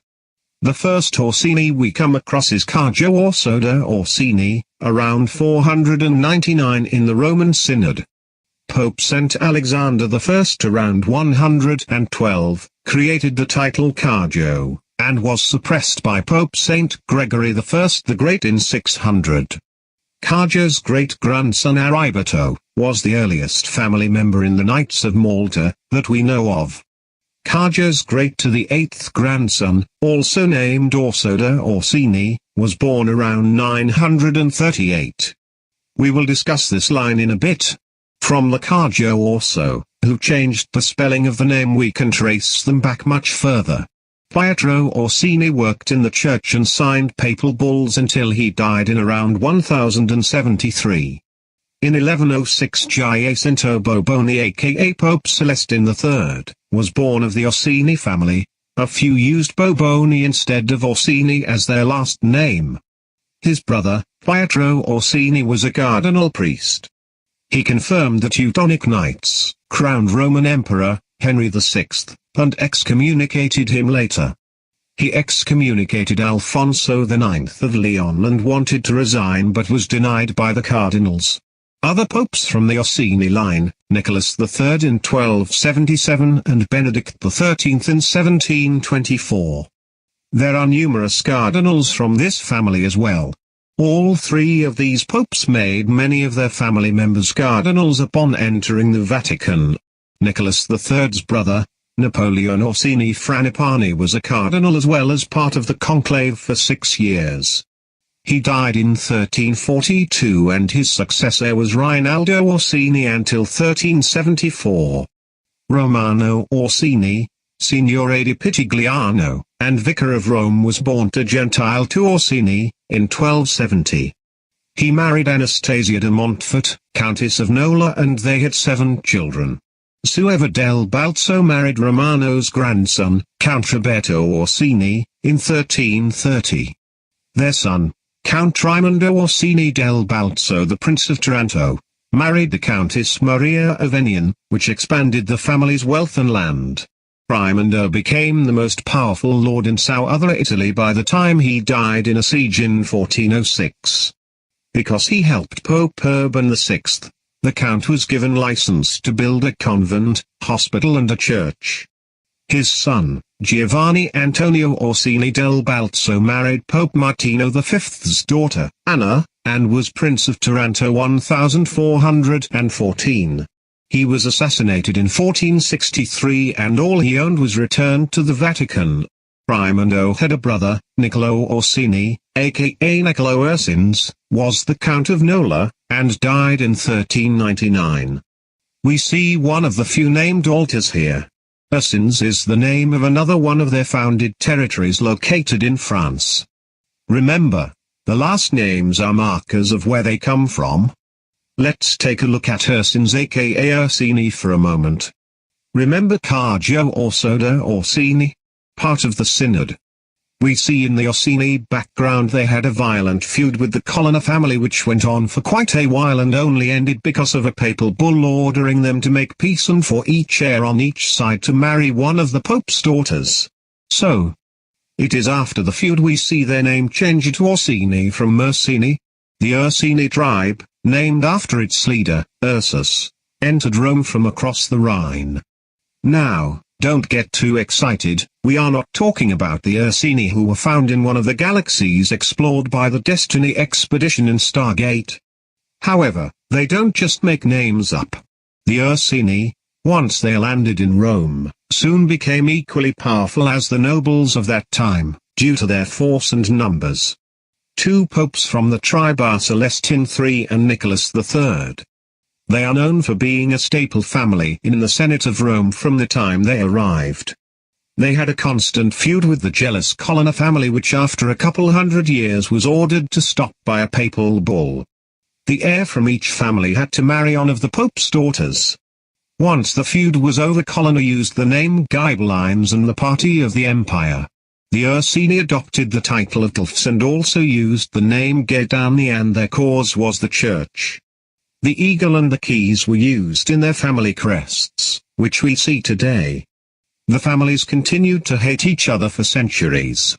Though the families viciously battled and quarreled, no one on either side was killed, until the champion of Ursini was ambushed and murdered by a young Stephen Colonna. Though he violated the truce, he was placed in the Senate for 5 years. The noble families, which included the Colonna and Ursini, were sworn under oath into a secret group of Rome, a Knights of Malta of that time. They swore to live and die with the Republic and the Church. The families went on, fighting over everything. Some things were allegedly stolen from the Colonna and the Ursini were ordered to pay them back for it all. Peter Agapit Colonna was arrested for 2 crimes and the case was settled by executing Martin Ursini. However, we cannot overlook the fact that Martin Ursini was a very violent person. He was known for numerous acts of violence, raping, and theft. He was pulled from his bed, dragged through the street, stripped naked, then told what he was charged with and what the sentence was and promptly hung on the gallows. The families went on like this for generations. Until finally the public, the people, were sick of their destruction. In a report about the families it states, quote, "The nobles in arms trembled in the presence of an unarmed multitude." End quote. Do you know what happened then? The Colonna and Ursini fled to the safety of their precious Senate like the cowards they all are. It was quickly invaded by the citizens and the Colonnas escaped through a window while the crowd stoned Ursini to death at the altar. After this, they changed the name to Orsini and relocated to the province of Viterbo. Now let's continue on, since we have traced them all the way back to the tribes. Orso di Rinaldo Orsini, Signor of Monteratondo, died 1424. He and his wife, Lucrezia dal Dobrandino Conti, had a son Giacomo Orsini, Signor of Monteratondo. Giacomo married his cousin, Maddalena Orsini, and they had Clarisse Orsini, who died in 1488. Clarisse Orsini married Lorenzo de' Medici, who ruled the Florentine Republic. 3 of their 10 children died and 1 son became Pope Leo X. There was a plot to have the family killed and Clarisse and the children were sent away. One of their sons was murdered before they left and Clarisse visited Rome years later, until she died. Her husband stayed apart from her since he was in love with someone else before they were married. He was not with her when she was dying and he didn't attend her funeral. Although many of their lives are so tragic, we cannot pity a person who knows what they are involved in and does nothing about it. Instead of breaking from the family, she allowed herself, like so many others, to be used as a breeding vessel, lived a life of solitude, and because of her tolerance and acceptance, allowed the bloodline to continue. One of their children, Giuliano di Lorenzo de' Medici, was Duke of Nems, which became Florence. One of their daughters, Lucrezia Maria Romola de' Medici, married Jacopo Salviati in 1486 and had 10 children, including Cardinal Giovanni Salviati, Cardinal Bernardo Salviati, Maria Salviati, mother of Cosimo I de' Medici, Grand Duke of Tuscany, and Francesca Salviati, mother of Pope Leo XI. Another daughter of Clara Orsini, Countess Antonia Romola de' Medici, married Piero Ridolfi in 1494 and had 5 children, including Cardinal Niccolo Ridolfi. Cardinal Niccolo Ridolfi was elected Archbishop of Florence on January 11, 1524 by Pope Clement VII. He was Archbishop until 1532. He was also administrator of Vicenza, Forlì, Viterbo, Salerno, and Imola. He was a hostage of Hugo of Moncada with other cardinals during the sack of Rome in 1527. He was also on the conclave and a deacon of Santa Maria in Violato as he became Cardinal Protodecan. He was a member of a special commission of 11 cardinals for reform of the Roman Curia, basically a board of directors for the Pope. On January 8, 1543 he was named Archbishop of Florence for second time. He died in 1550. In 1541 we find the birth of Paolo Giordano Orsini, who became first Duke of Bracciano. His grandparents are Felice della Rovia, an illegitimate daughter of Pope Julius II who married Gian Giordano Orsini, and the Count Bosio Sforza who married Costanza Farnese, an illegitimate daughter of Pope Paul III. Paolo Orsini married Isabella de' Medici, whom he didn't like and never lived with. She died unexpectedly on a hunting trip. The story was this: while she was washing her hair in the morning, she was found by Signor Paolo Giordano on her knees, having immediately fallen dead. However, it was not believed as Paolo strangled her to death, midday, in the company of several servants and onlookers. He carried on his lifelong affair with his cousin, Troilo Orsini, much easier after that. Isabella's sister had also had an accident just days before. This is extremely common, most of the women drop like flies. Paolo soon started a relationship with Vittoria Coromboni, wife of the nephew of Pope Sixtus V. Vittoria's husband was assassinated in 1581. Paolo and his mistress fled to northern Italy, as they were wanted by the Pope and the police. They married on the 20th of April 1585 and he died on November 13, 1585. December 22, Vittoria was assassinated by Ludovico Orsini. The circle was complete. Paolo and Isabella's son, Virginio Orsini, had been born in 1572 and became the second Duke of Bracciano. As a member of the Orsini family he was a Knight of the Order of the Golden Fleece, like every other Orsini. He married Flavia Peretti, who was related to the murdered husband of Vittoria. They had 11 children, including Paolo Giordano, who became a prince of the Holy Roman Empire. Shakespeare's play, Twelfth Night, opens with the character of Duke Orsino saying, "If music be the food of love, play on." Orsini died in Rome in 1615. Although his son Paolo had no children, his other son, Ferdinando Orsini III, Duke of Bracciano, produced a son, Flavio Orsini IV, Duke of Bracciano, with his wife, Justiniana Orsini. Flavio, born in Lazio, Italy in 1620, became a cardinal as well and died in 1698, childless. If we move our gaze to Turkey, we find Tommo Ursini, who served as an Archbishop of Antivari in 1598. He was part of the Franciscan Order of Jesuit and made a Franciscan monastery. In 1650 we come to another pope, Pietro Francesco Orsini, aka Vincenzo Maria Orsini, Pope Benedict XIII, and Benedictus XIII, son of Ferdinando III Orsini, Duke of Gravina, became the Bishop of Manfredonia, Bishop of Cesena and then Archbishop of Benevento. His lifelong friend was mystic Serafina di Dio, which means seraphim, an angel of God, whose real name was Prudentia Pisa, which he canonized after she died. Orsini was a member of the Dominican Order, a Jacobin, elite Jesuit order. The order was created for one purpose, to defeat heretics. Remember, that's all of you who spread the truth. He enjoyed making huge displays during masses, which created a disturbance.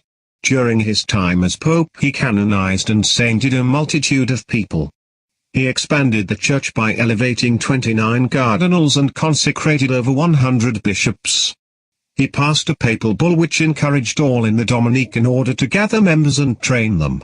After several denied attempts to turn him into a saint, since his death in 1730, it is being decided now if he will be a saint or not. One of the family's monstrosities, the Palazzo Orsini, in Rome, was put up for sale a few years ago. They were selling it for £26 million. It was built in 13 BC and is what the Colosseum was fashioned after.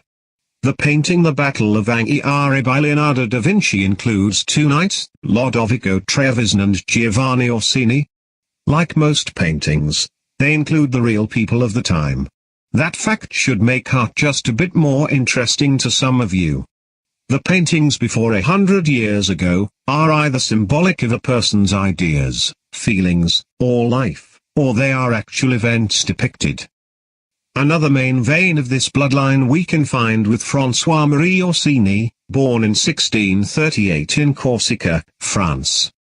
His son Ferdinand was born 1709. His grandson, Xavier Orsini, had 14 children with his wives Magdalene Benini and Angèle Catherine Mattei. Born in 1773, he was a seaman until 1829 when he died. His grandfather was Ferdinand Orsini. Xavier's grandson, Dominique Orsini, born February 13, 1847, married Filomena Mattei and had 10 children including Pepe. Dominique, son of ours Toussaint Orsini and Anne-Marie Santini, died in 1922.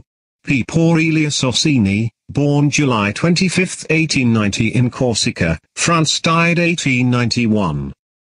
January 14, 1858. Bring a bit of good old family fun into the spotlight, once again. Felice Orsini decided that the French ruler, Louis Napoleon, was in the way of his revolution and tossed a bomb into the dictator's carriage. He apparently did this in order to unify Italy. Abraham Lincoln had this to say about him, quote, "An enthusiast, who broods over the oppression of a people till he fancies himself commissioned by heaven to liberate them.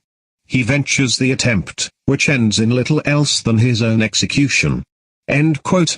After being executed 2 months later, he is yet another piece of proof that these unorganized, fanatical tactics do not work to accomplish at all. This is why for anything to change, we must unite. However, he did write a very humorous book about his adventures. Around this time, we see the Jesuits gain full control in America, after trying for 95 years. Though they founded it, Thomas Jefferson, a Freemason who was cautious of the elite Jesuits, copied much of the Declaration of Independence from the Mecklenburg Declaration, which kept them on a leash. Americans really were free and independent, for a moment.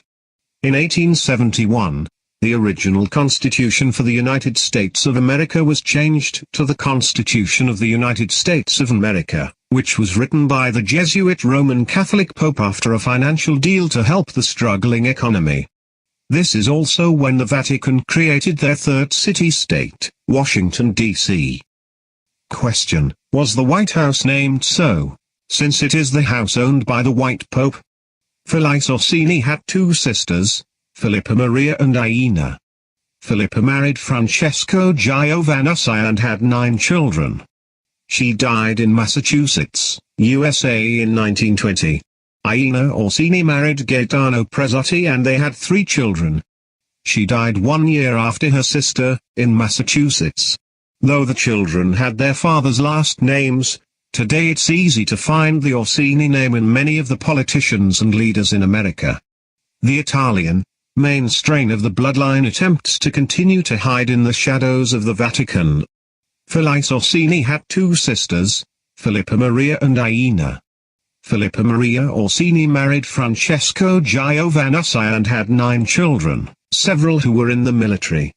She died in Massachusetts in 1920. Filippa Maria's sister, Aina Orsini, married Gaetano Prezzotti and they had 3 children. She died 1 year after her sister, also in Massachusetts. There are selected areas they live in Massachusetts, like most New England states, is under very strict control of the elite bloodlines. These bloodlines are the Italian mafia, the Roman Catholic soldiers who moved to those areas from Italy. Though the children had their father's last names, today it's easy to find the Orsini name in many of the politicians and Hollywood stars in America. The elite Zoroastrian, Jesuit, Luciferian families are of course so large they are easily able to take over entire areas of our lives. The Italian, main strain of the bloodline attempts to continue to hide in the shadows of the Vatican as Knights of Malta and other Jesuit leaders.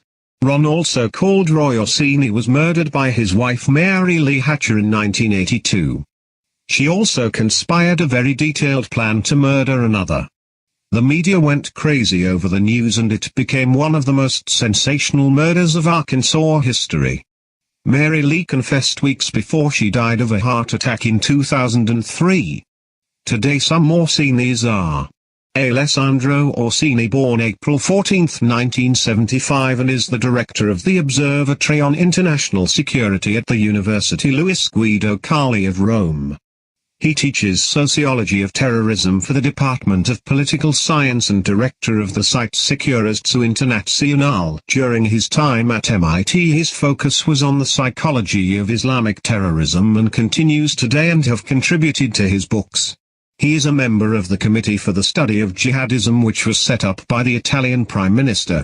A member of the editorial board of the academic journal called Studies in Conflict and Terrorism, and a former member of the Radicalization Awareness Network created by the EU Commission.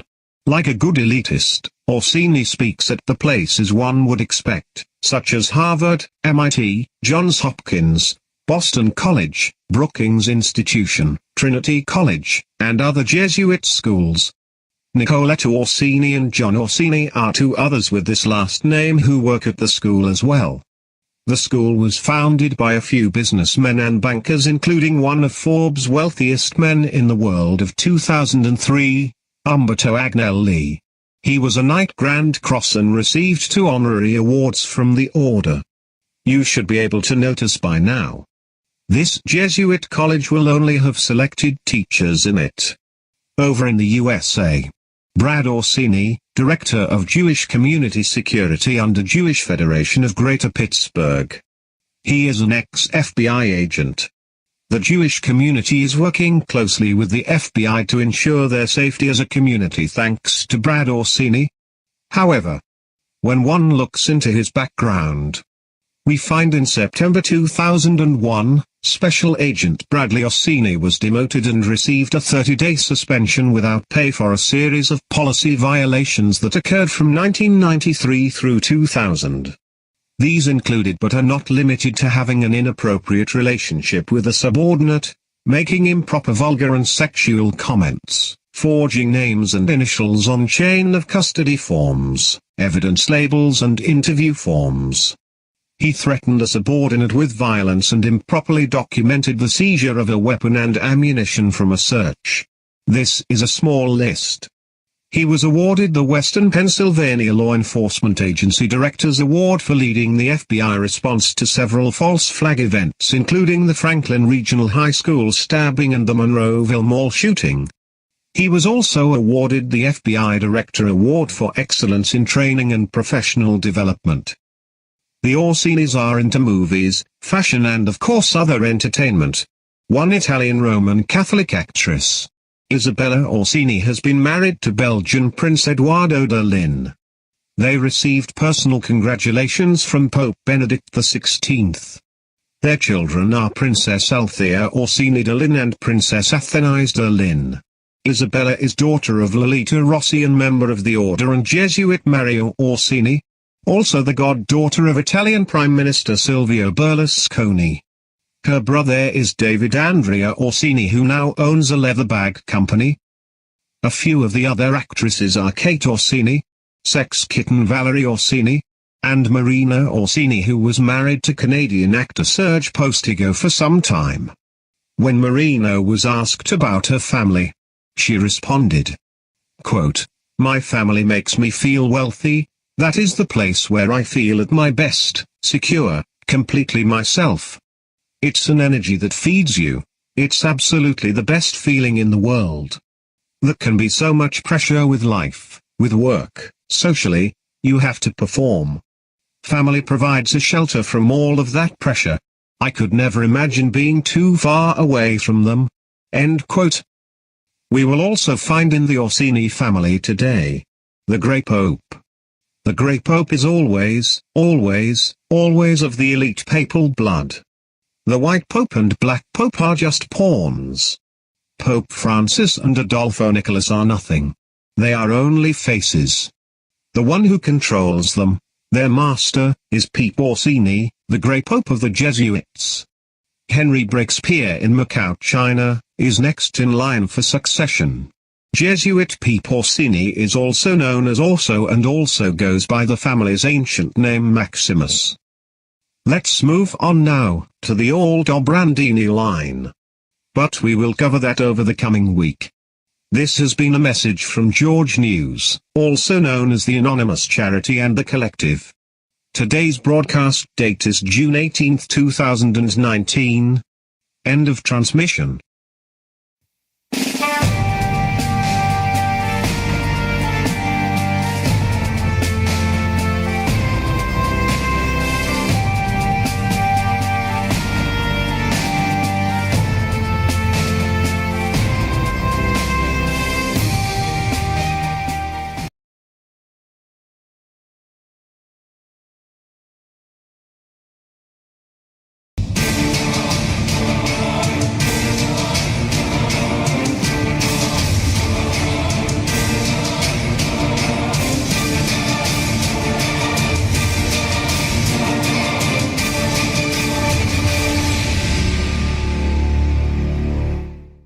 The anonymous transmission. All right, Patriots. That is where we will wrap up for tonight. As far as I know, there's 2 more pieces to that series. Pretty wild, huh? Anything else going on? I think it's nice and quiet. I don't see anything new that's come up, so yay. We will be back tomorrow, like always. And we will have fun like always.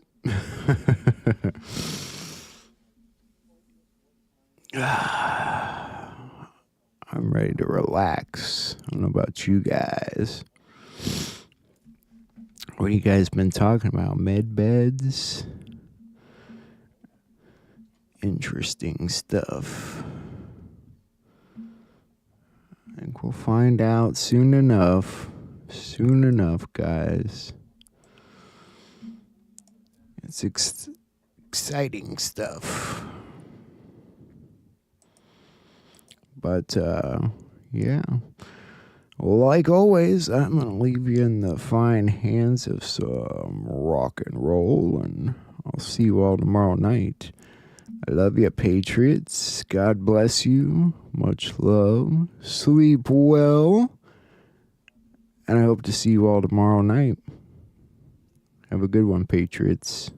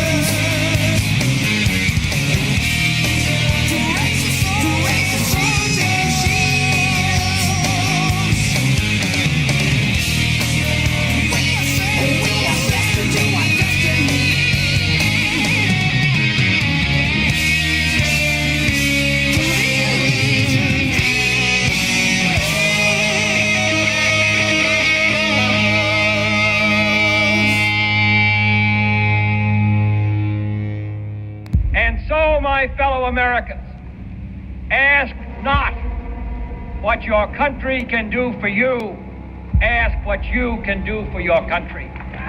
All we say to America is be true to what you said on paper.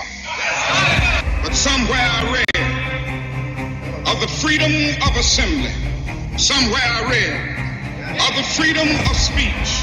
Somewhere I read of the freedom of press. Somewhere I read that the greatness of America is the right to protest far right. We've got some difficult days ahead. And we are going to make our country great again. I just want to do God's will.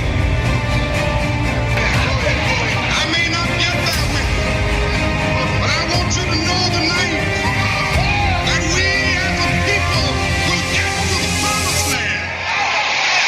Mine eyes have seen the glory of the coming of the Lord.